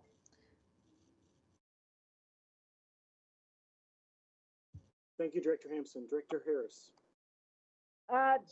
Again, huge thanks and gratitude to Chief Codd and the rest of the folks, legal and risk management, that worked on this. I am concerned about the superintendent procedures that go with this, and also want to see us work with our labor partners on this for any unintended consequences. Yes. I agree that this is long past due, and social media is changing as we speak. Thank you so much. Thank you, Director Hersey. No questions from me. Thank you. Thank you, Director Mack. Yes, I appreciate the desire to move quickly and the procedures are not yet written. And the devil is in the details. As I was reviewing this, I have some specific questions around concern that potentially some things that are existing in policy now are being removed and that they may not live somewhere else as strongly as they need to. The red line part of the policy, there's a couple paragraphs that are taken off on page 2 of 4. And one line that I wonder whether or not we actually need to be continuing to make this level of statement that intimate relationships between school personnel, contracted service employees, volunteers, and students are prohibited. And whether or not, while I recognize that the WASDA model suggests that staff members will notify and discuss issues with their building administrator, whether or not that is sufficient to meeting mandatory reporting requirements. The issues around inappropriate behavior can be hidden for a long time. And I'm a little concerned that this policy may be taking out some of the statements that perhaps need to be in here, or do our other policies cover it sufficiently that, you know, mandatory reporting is required? And you know, maybe it still needs to be stated very clearly that intimate relationships are unacceptable. And I don't know if that's a question for Mr. Boy or if he's even on the line, or whoever's the legal that was working on this. But I just have I have a little bit of concern that some of the language that's there is being taken out, and I agree that what's being put in makes sense. But the other specific question related to those couple things is why moral as a legal term being taken out instead of legal. Those are two different things, and so I'm curious about why. Director Mack, this is Greg Narver, Chief Legal Counsel. This is something that Ronald Boy was working on. He's not on the call right now, but I'd be happy to alert him to your concerns, and maybe he can touch base with you about this. Yeah, I think I do feel strongly, like Director Hampson, that we need to get this in place. I mean, I do think that the edits need to be made. Before we do, I want to double check that we're not taking out language that we should be leaving in there that removes responsibility. So we can do that offline and in the interim, but before action, if I can kind of get that crosswalk kind of question answered. That would be fine with me. Yeah. Thank you, Director. And share it with the full board, is whatever that is. So yes, I'd be happy to do that before action. Thank you, Director Mack. Director Rankin. Thank you. Yeah. Sorry. Cat just clawed me. I am wondering about the relationship of this with some of the other policies like restraint and isolation. Right. Especially where it says physical and emotional boundaries, just how, you know, just that we're aware that that I guess those policies don't that they support each other as opposed to oppose each other. And then that the same issues that exist in some of those other policies we're looking at are here, which is about, and I know it's to come in procedure probably, but the necessity of reliance upon different individuals' judgments that may or may not be.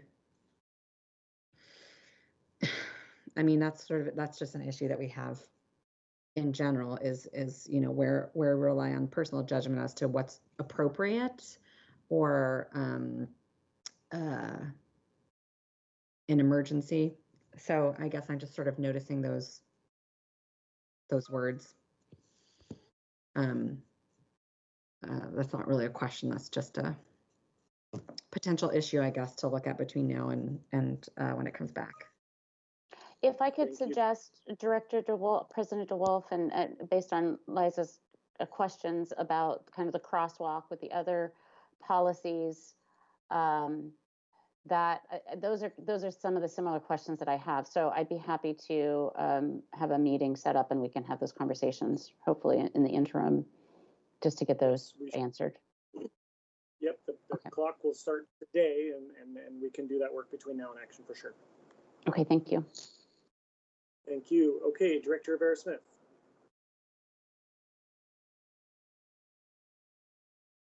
You may be on mute, Director Rivera-Smith. Yeah, sorry. Every time someone comments, it pops up over my mute button, so I can't unmute myself. Sorry. Anyway, yeah, I won't take up more time. All of that was definitely part of the conversations, and we need to keep talking about that. Thank you, Chief Codd, for sending in the extra information to me about the Title IX engagement. That I appreciate that, and I look forward to discussing this again in a couple weeks. Thank you. Thank you, and I have no questions at this time, and I look forward to connecting with directors in the interim. So next we'll move to item number 6, approval of contract with Schoology for renewal of the district's enterprise subscription of their learning management system, LMS, for school years 2020 through 2021 and 2021 through 2022. This purchase includes the platform and support services. This came through the Audit and Finance Committee on August 17th for approval. Chief Financial Officer Jolynn Berge, I believe you'll be briefing this. I would. Good evening. So this is asking for approval of the contract with Schoology, which is our learning management platform that allows teachers to post materials and curriculum and students to access that. This is the renewal for 2 years for school years 2021 and 21-22. And with that, I would conclude my remarks. Thank you, Chief Berge. We'll start with our Audit and Finance Committee Chairperson, Director Hampson. Yes, critical for the coming year, and not a lot to add to what Chief Berge said, but I definitely support continuing with the current platform that we have. I know that there are competing platforms, and that at some time in the future we would consider others, but this would not be a good time to switch. So I fully support. Thank you. Thank you, Director Harris. Well, we're kind of backed into a corner to use Schoology, and I would like to see us within the next 3 years take a hard look and do RFPs for other platforms. Thank you. Director Hersey. No additional questions from me. Thank you. Thank you, Director. Yeah, hi.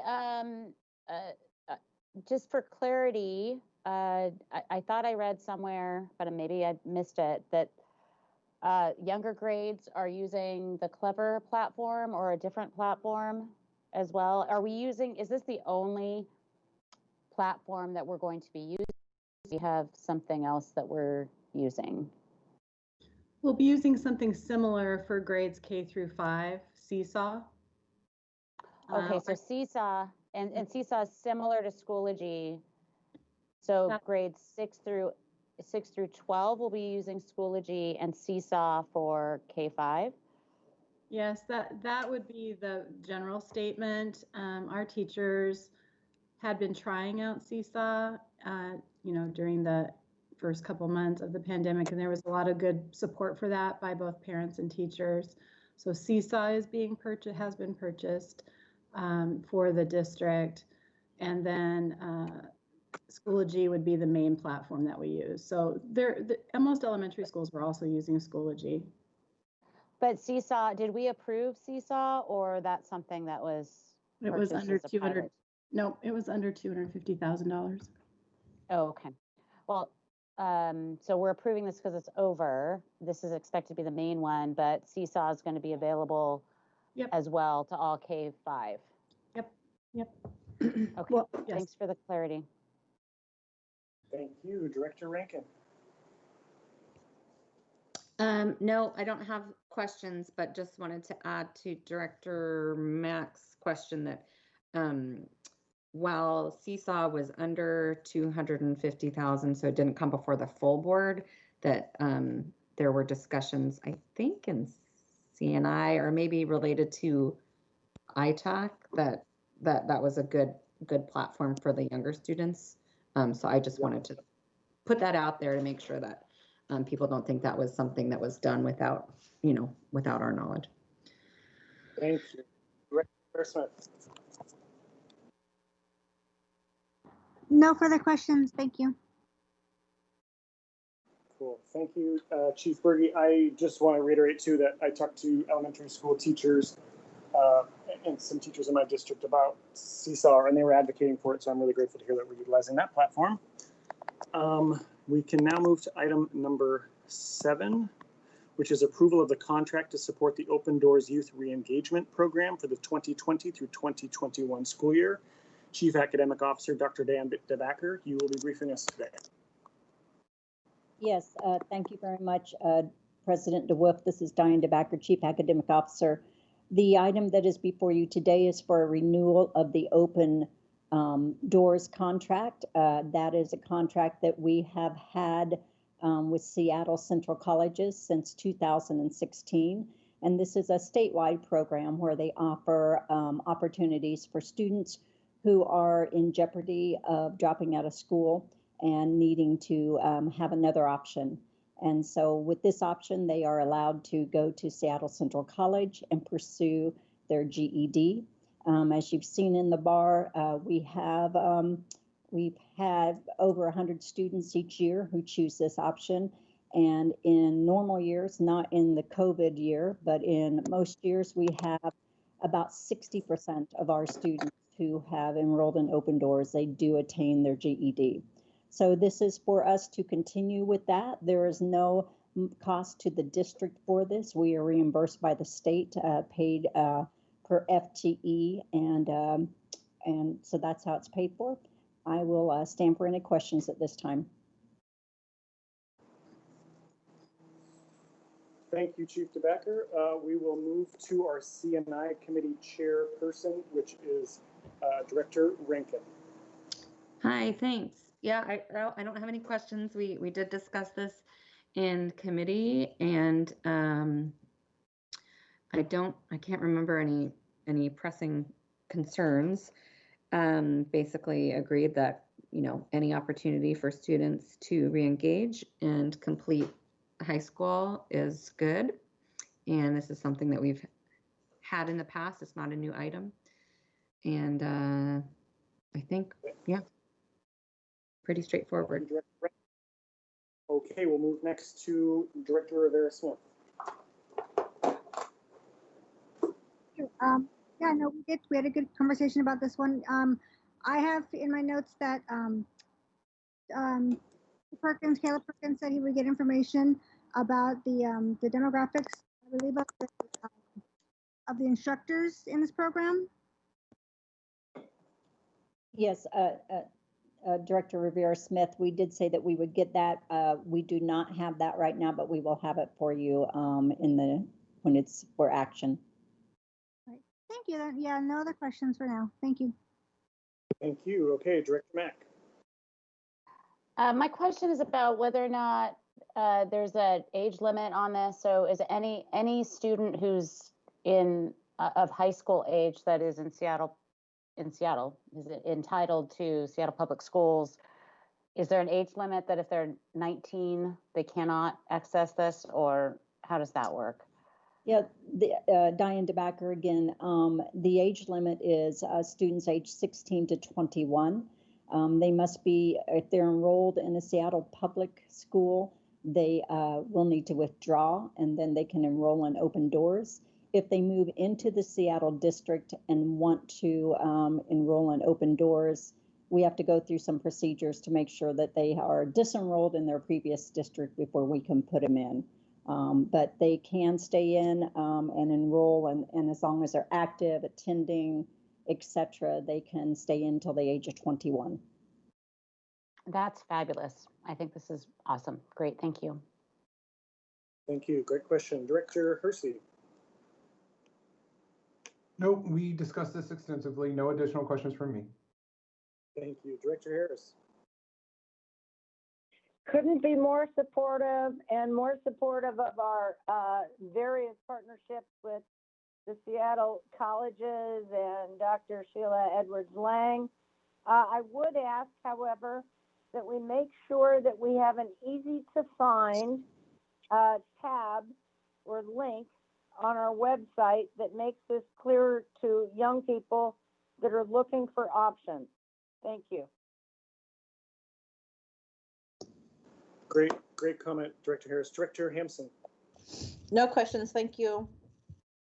Thank you. And I don't have any questions, but just thank you so much for bringing this forward. I'm so excited to support this, and I look forward to voting on this at our next meeting. Introduction item number 8 is BEX 5, Resolution 2020/21-5, Racial Imbalance Analysis for Kimball Elementary School Replacement Project. This came to the Operations Committee on August 13th for approval. Mr. Podesta, I believe you will be briefing us. Yes, thank you. This Chief Operations Officer Fred Podesta. The replacing Kimball Elementary was a project that is part of the BEX 5 levy. The school building is in poor condition and has capacity issues with 12 portable buildings on site. While the project is largely levy funded, there are also state funds in the project, and part of the state funding requirement is for the district to do an analysis to determine if the proceeding with the project will lead to any exacerbate any racial imbalance which may occur at the school. The parameters for defining racial imbalance are defined in the Washington Administrative Code, and the attendance, enrollment of the school, and the demographics were analyzed for an 8-year period for the 3 parameters that are part of the code, and the school was found to not meet the threshold for racial imbalance in 8 of the 8 years for 2 of the parameters and 7 of the 8 years for another. And so the staff recommends the board adopting a resolution asserting that this project does not exacerbate any racial imbalance enrollment issues at the building. And with that, I will conclude my comments. Thank you, Chief Podesta. Appreciate you. So we will start with our Operations Committee Chairperson, Director Mack. Yes, thank you for that overview. Opening up the bar right now, what we discussed in committee, we did move it forward for approval with, I think, a couple of clarifications we requested, and I'm looking up, and it's in there. So we wanted to clarify, just so folks know, that right now this school is operating with 12 portables, and their current student body from last year was 435. The school is being built to 500, so it's an appropriate and a massive improvement for 12 portables versus actual school. So thank you for adding that information in there, and that the analysis is very complete here on this, on the whether or not it would exacerbate racial imbalance, and that's all I have to say. So thank you for that, and look for questions. Thank you. Okay, Director Hampson. No questions for me, thank you. Thank you, Director Harris. No questions, thanks. Thank you, Director Hersey. None for me, thank you. Thank you, Director Rankin. Nope. Thank you, Director Rivera. No questions, thank you. Thank you. And if folks could please just mute your phones if you're not talking, that'd be great. And this is Director DeWolf. I don't have any questions for you at this time. Thank you, Chief Podesta. Next item is introduction item number 9, BEX 5, approval of the value engineering report for the Kimball Elementary School replacement project. This came through the Operations Committee on August 13th for approval. Mr. Podesta, I'll turn it over to you for briefing on this item as well. Yes, again, this is another aspect of the Kimball replacement project and relating to that same state funding. The district is required to undergo a value engineering process wherein we hire an independent engineering consultant to review our design and look for opportunities to add value to the project, typically cost-saving measures, sometimes alternate designs or configurations. That work was completed and reviewed by the design and project team, and about half of the recommendations were accepted, which will lead to a construction savings of more than $150,000. And we can also continue with the state process that secures the funding, asserting that we've completed this engineering. And I'll open it up for questions at this time. Thank you, Chief Podesta. We'll start with Director Mack, our Operations Committee Chairperson.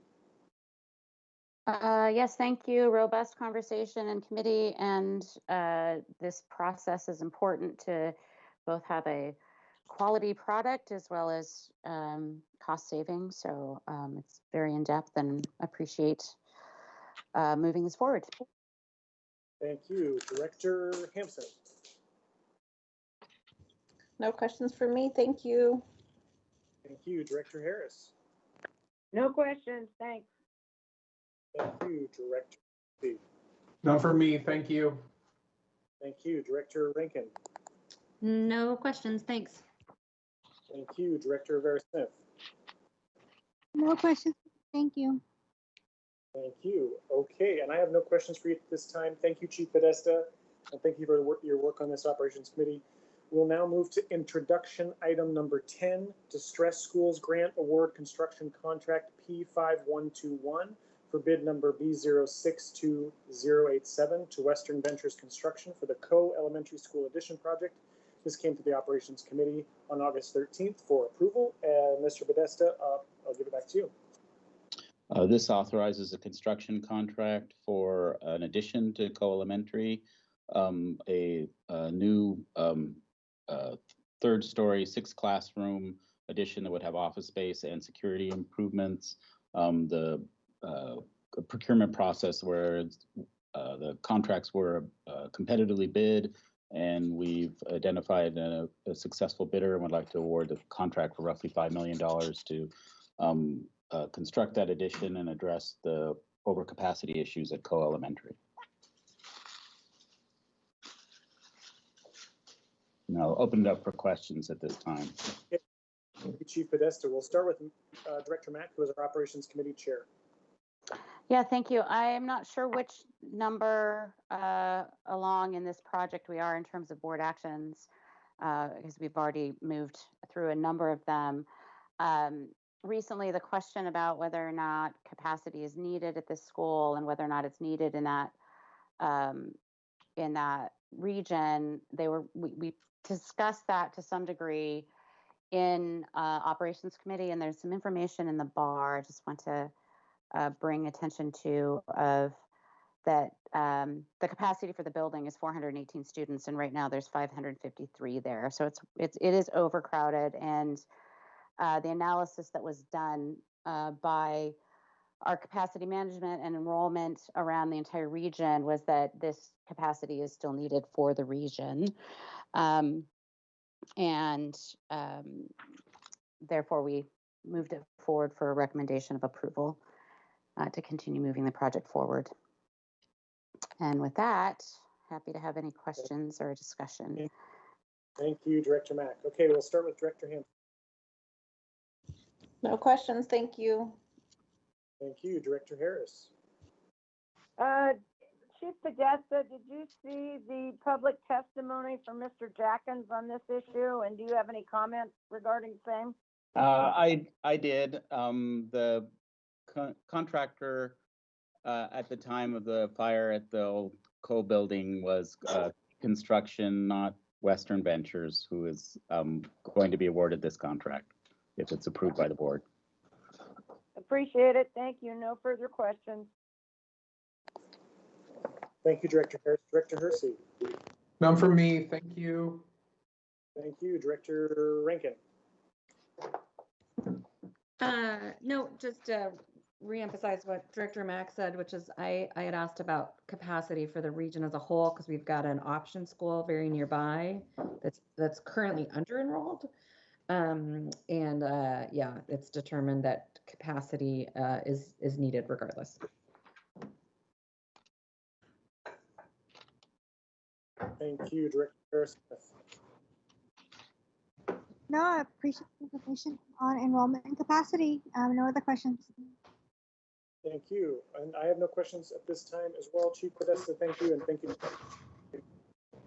So we'll now move to introduction item number 11, BTA 4/BEX 5, award architectural and engineering contract P1761 to TK1SC for the Gatewood Elementary School exterior door replacements and HVAC upgrades project. This came to the Operations Committee on August 13th for approval. Mr. Podesta, I will turn it back to you for another brief on this item.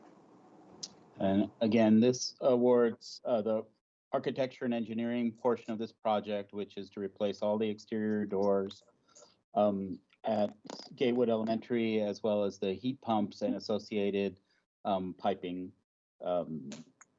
Again, this is a building condition project to improve building systems, partially funded by BTA 4 and partially by BEX 5. This part will allow us to begin the design and engineering to complete the work. And I'll be glad to take any questions people have. Thank you, Chief Podesta. We'll start again with Director Mack, our Operations Committee Chair. Yeah, this is a project that has been needed for a long time. HVAC upgrades are desperately needed for the school as well as the doors. So grateful that it's moving forward, or it can move forward, hopefully with the board's approval. And yes, Gatewood is in West Seattle, not too far from Rox Hill, on the west side of West Seattle. And with that, any other questions? Thank you, Director Mack. We will move to Director Hampson. No questions for me. Thank you. Thank you, Director Harris. District 6, thank you. Happy to see this happen. Yes, thank you, Director Hersey. None from me. Thank you. Thank you, Director Rankin. Nope. Thank you, Director Rivera-Smith. Yeah, I think we can all appreciate some good HVAC upgrades at our schools right now, especially as we're looking forward to what may happen with our schools. Thank you for the work on this, Chief Podesta. No questions. Thank you, and I have no questions on this item at this time. Thank you, Chief Podesta and Director Mack. We'll now move to introduction item number 12, BEX 5, award architectural and engineering contract P1762 to building work for the Louisa Boren STEM K-8 school HVAC upgrades project. This came to the Operations Committee on August 13th for approval. Mr. Podesta, back to you again. Again, in a similar vein, this will replace original boiler and two newer, still old, but newer condensing boilers at Boren K-8 school. This part of the project is the engineering and architecture work required to plan the replacement of that HVAC equipment at the school. And I'm happy to take any questions you may have. Thank you, Chief Podesta. We'll start again with Director Mack, our Operations Committee Chair. Nothing meaningful to add other than it's important, critical work to do. Thank you. We'll start with Director Rivera-Smith this time. Was already unmuted. Thank you. No, I think we're good. All this work is appreciated. No questions. Thank you, Director Rankin. Not for me. Thank you, Director Hersey. None from me. Thank you, Director Harris. Huge thanks on this. Three short years ago when then the Associate Superintendent Flip Herndon and Mr. Best addressed the Louisa Boren pre-K through 8 community. They were shouted down, and this has been very, very high on their list since they started this school, and hugely appreciative. Thank you. Thank you, Director Hampson. Yay for more HVAC upgrades. Thank you. Thank you, and I have no questions for you on this item. Thank you so much, Chief Podesta. Next, we'll move to introduction item number 13, BTA 4/BEX 4, final acceptance of contract K5086 with Cornerstone General Contractors, Inc. for the Ingram High School addition project. This came to the Operations Committee on August 13th for approval. Mr. Podesta, back to you one more time. Can I ask that you combine 13 and 14, just for ease of presentation? They're both final Sure, acceptances. Would that be okay? Yeah, let me just introduce item number 14 then. Item number 14 is BTA 4, final acceptance of contract K5098 with King County Directors Association and Musco Sports Lighting LLC for the athletic field lights at Ballard High School project. This came to the Operations Committee on August 13th for approval. Mr. Podesta, if you wouldn't mind briefing us on items 13 and 14, and I'll turn it over to Director Mack after you. Certainly, final acceptance is the last stage of our public works projects where we either release a bond or otherwise close out a contract and accept the work of the contractor. In this case, in item 13, it seems like a lifetime ago, but last fall, you'll recall we opened a beautiful new addition to Ingram High School that had 18 classrooms and science labs and a maker space, and increased the capacity of the school by 500 students, and was a beautiful new space, and the work was done well, and we're been able to close out the contract relatively quickly. As these things go, and this is again the final milestone where we're accepting the work and calling this done once and for all. And the intro item 14 is similar. It's a final acceptance on a project, and this is for athletic field lighting at Ballard High School. And Thank you. Thank you, Chief Podesta. I'll turn it over to Director Mack one final time as our Operations Committee Chair. The final acceptance is always a celebration. So thank you for doing all the work and closing out the project, and yay. Thank you. Okay, we'll start then next with Director Hampson. Congratulations and thank you. Good job. Thank you. Director Harris. Big congrats. Thanks. Director Hersey. Huge congratulations. Thank you. Thank you. Director Rankin. Yay, final acceptance. That's it. Thank you. Director Rivera-Smith. Yes, huge celebration. Director Mack, I actually bought some poppers for you, but I got to get them to you so you have them for these moments. They'll be in the mail. No further questions. I have some behind me, but I don't want to make a mess in my dining room. Thank you. And I have no questions or comments other than just to say thank you and congratulations on this work. Thank you all for the good wishes. I'll pass it on to the Capitol folks. Please do. So directors, I wanted to just offer, this is the portion where we have board comments. It is 8:02, we're an hour past when we were scheduled to go. If you're interested, I'd love to open it up to the remaining directors that didn't speak. I'll start with directors, just alphabetical order, and let me know if you want to make a comment or if you're okay with us adjourning, and I'll go from there. So Director Hampson. Thank you for the opportunity. I would just state for the record, I'm sure that our community has whiplash right now, and I will acknowledge that is a difficult place to sit in, but that we are all available by phone, by email to provide clarity, and further engage about where we stand now and what work we still have to do to get to that starting date, which is now September 4th. And we do hear your concerns. I just want to say, I heard every single person that spoke during the public testimony, and I heard a level of frustration and pain in your voice that I feel like is it truly unprecedented for unprecedented times. But I do believe that we owe it to each and every one of you to acknowledge that we do hear you and that we know we can do much better and we have to do better. And that I do still, in fact, see this as an incredible opportunity, and we'll keep pushing to get us there.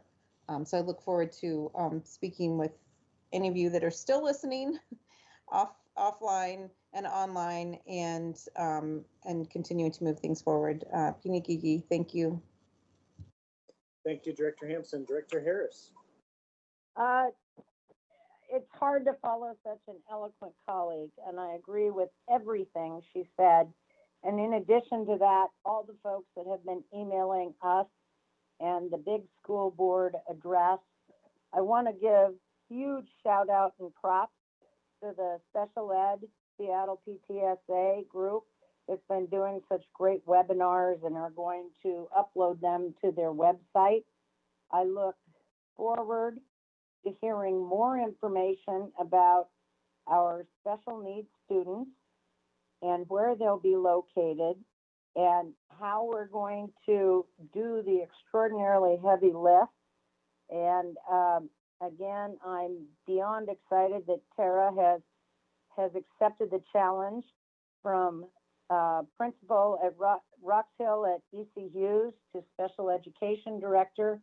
And devil's in the details, but we do hear you. Whether or not you get an email back is another issue because of the sheer quantity. And I have to say that I am beyond impressed with the level of caring and hard work that this school board is doing. And we appreciate your anxiety. And if you've got constructive ideas or out of the box ideas, please let us hear those. And to our staff, it's been a long, hot spring and summer. Thank you for working so hard, and thank you so very much to the bargaining teams. Could not be more grateful. I will set up a Zoom meeting for September and put it on the board webpage and distribute that via social media as well. Again, thanks so very much. Thank you, Director Harris. Director Mack.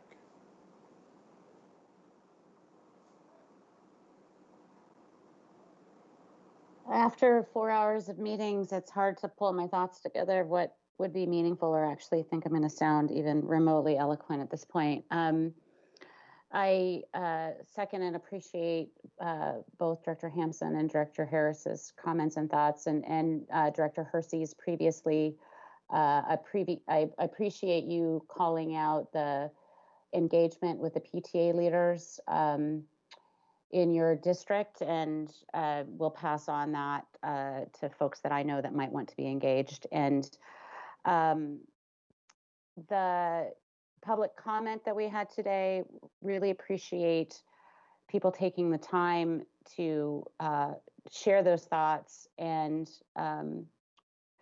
like my colleagues, we do hear you. There's a lot of unknowns. We can do better. You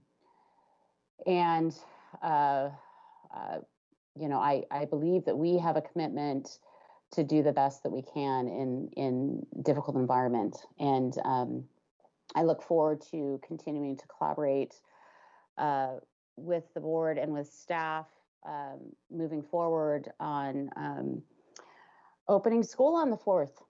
Super exciting in a completely different environment.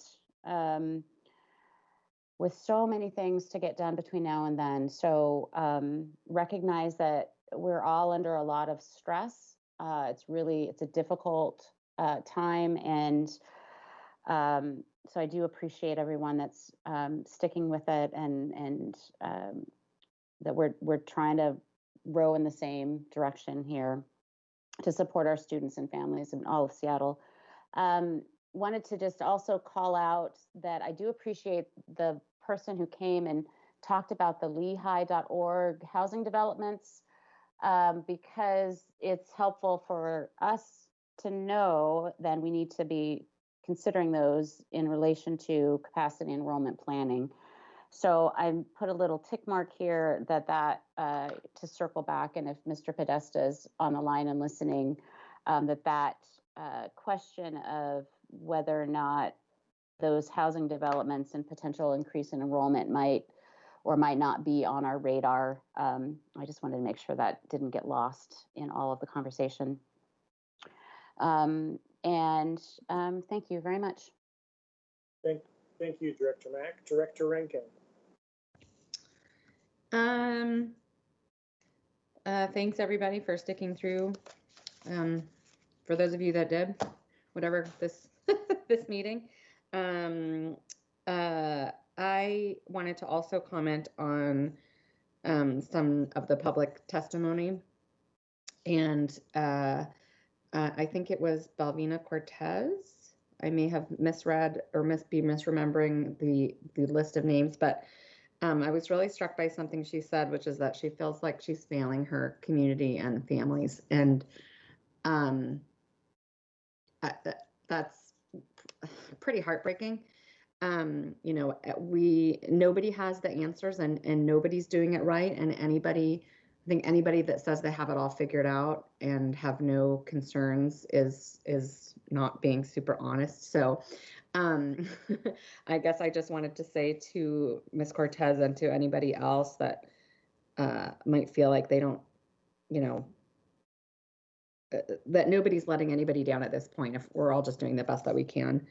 And there's a lot of unknowns, but we'll just keep, putting one foot in front of the other and getting to the next thing. And I also wanted to mention that, the somewhat maybe confusing vote, especially for people that weren't listening, that may be hearing that we didn't pass and then we did pass. I want to be really clear that that whole process was really out of the strong commitment that we all have to our communities and how seriously we take this job. Or as somebody told me, my my volunteer hobby sucks, which is like, yep. But we're all very, very, very committed and take very seriously our obligation as elected officials, as the oversight body of the school district, and to our families and communities. And so it wasn't in any way out of, it wasn't a rejection of the tentative agreement. And it wasn't to, disparage or deny the great amount of work that went into all of that. It was really just a frustration and wanting to feel like we were doing the right thing for all of our communities. So I'm happy that we reached the ability to move forward. And for the people on the public testimony list and other folks, just know that we're trying every day for all of us to represent you the best that we can and make sure that voices are heard, and we'll just keep chugging along. Thank you, Director Rankin. Excuse me, Director Rivera-Smith, you're the last director. You'll close us out, and then we'll adjourn. Go ahead.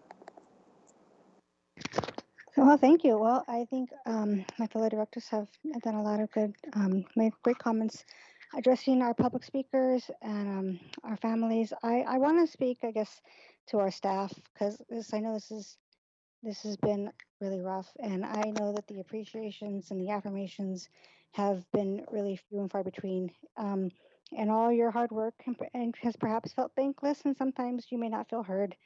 And as board members, we definitely know how that feels, as evident today. And I'm so sorry that if any of this has perpetuated the harm back onto you, as the clock has ticked very quickly away through the summer and spring, and we have all felt the pressure to get it right and get it right now. And it's been really easy to overlook the damage that we do, not just to our efforts, but to each other when we lose sight of the big picture. And I am sure it's debatable what the big picture is.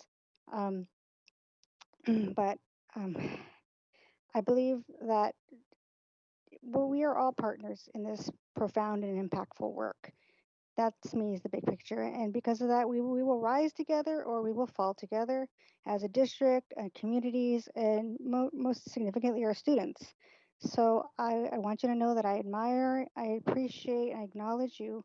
And I mean, I guess all I can say is for myself, I dedicate myself to discovering more ways that together we can in fact rise to our challenges, to our opportunities, and rise above the temptation to tear each other or our work down. I'm just one of 7, so I can only speak for myself, but all of you, including fellow board members, have taught me so much about what it means to do the work that centers students.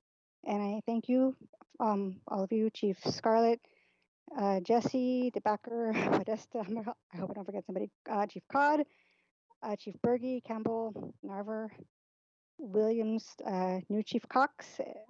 Thank you for modeling the grace in the work that you do. And Superintendent Juneau, I can't forget you. And all of you, thank you so much for sticking with this and doing, again, showing us what it means to be hard workers and to be team players. Thank you. Thank you, Director Rivera-Smith.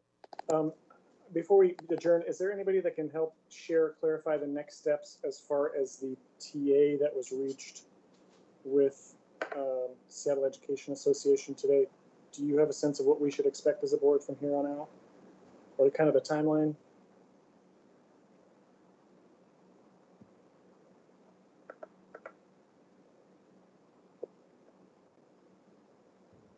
I think both Chief Berge and Codd are off, but I'm sure that they will comb through the MOA or the TA on the MOA and pull out the highlights. And I know you all have a closed session to go through that tomorrow. And so I'm sure those are probably the next steps, or what are the high level instances and then what happens after that. Awesome. Thank you so much, Superintendent Juneau. And we do have a closed. Director Harris, yes. Thank you. I recall President Matter saying that they will have a vote this weekend at a time to be determined from their RA. Correct. Yep. And I know we'll likely discuss more of this in 12 hours when we're back in closed session. So I look forward to seeing you directors bright and early tomorrow morning. There being no further business to come before the board on this regular board meeting agenda, this meeting is now adjourned at 8:16 p.m. on Wednesday, August 26, 2020. Thank you all, and please have a great and safe and healthy night.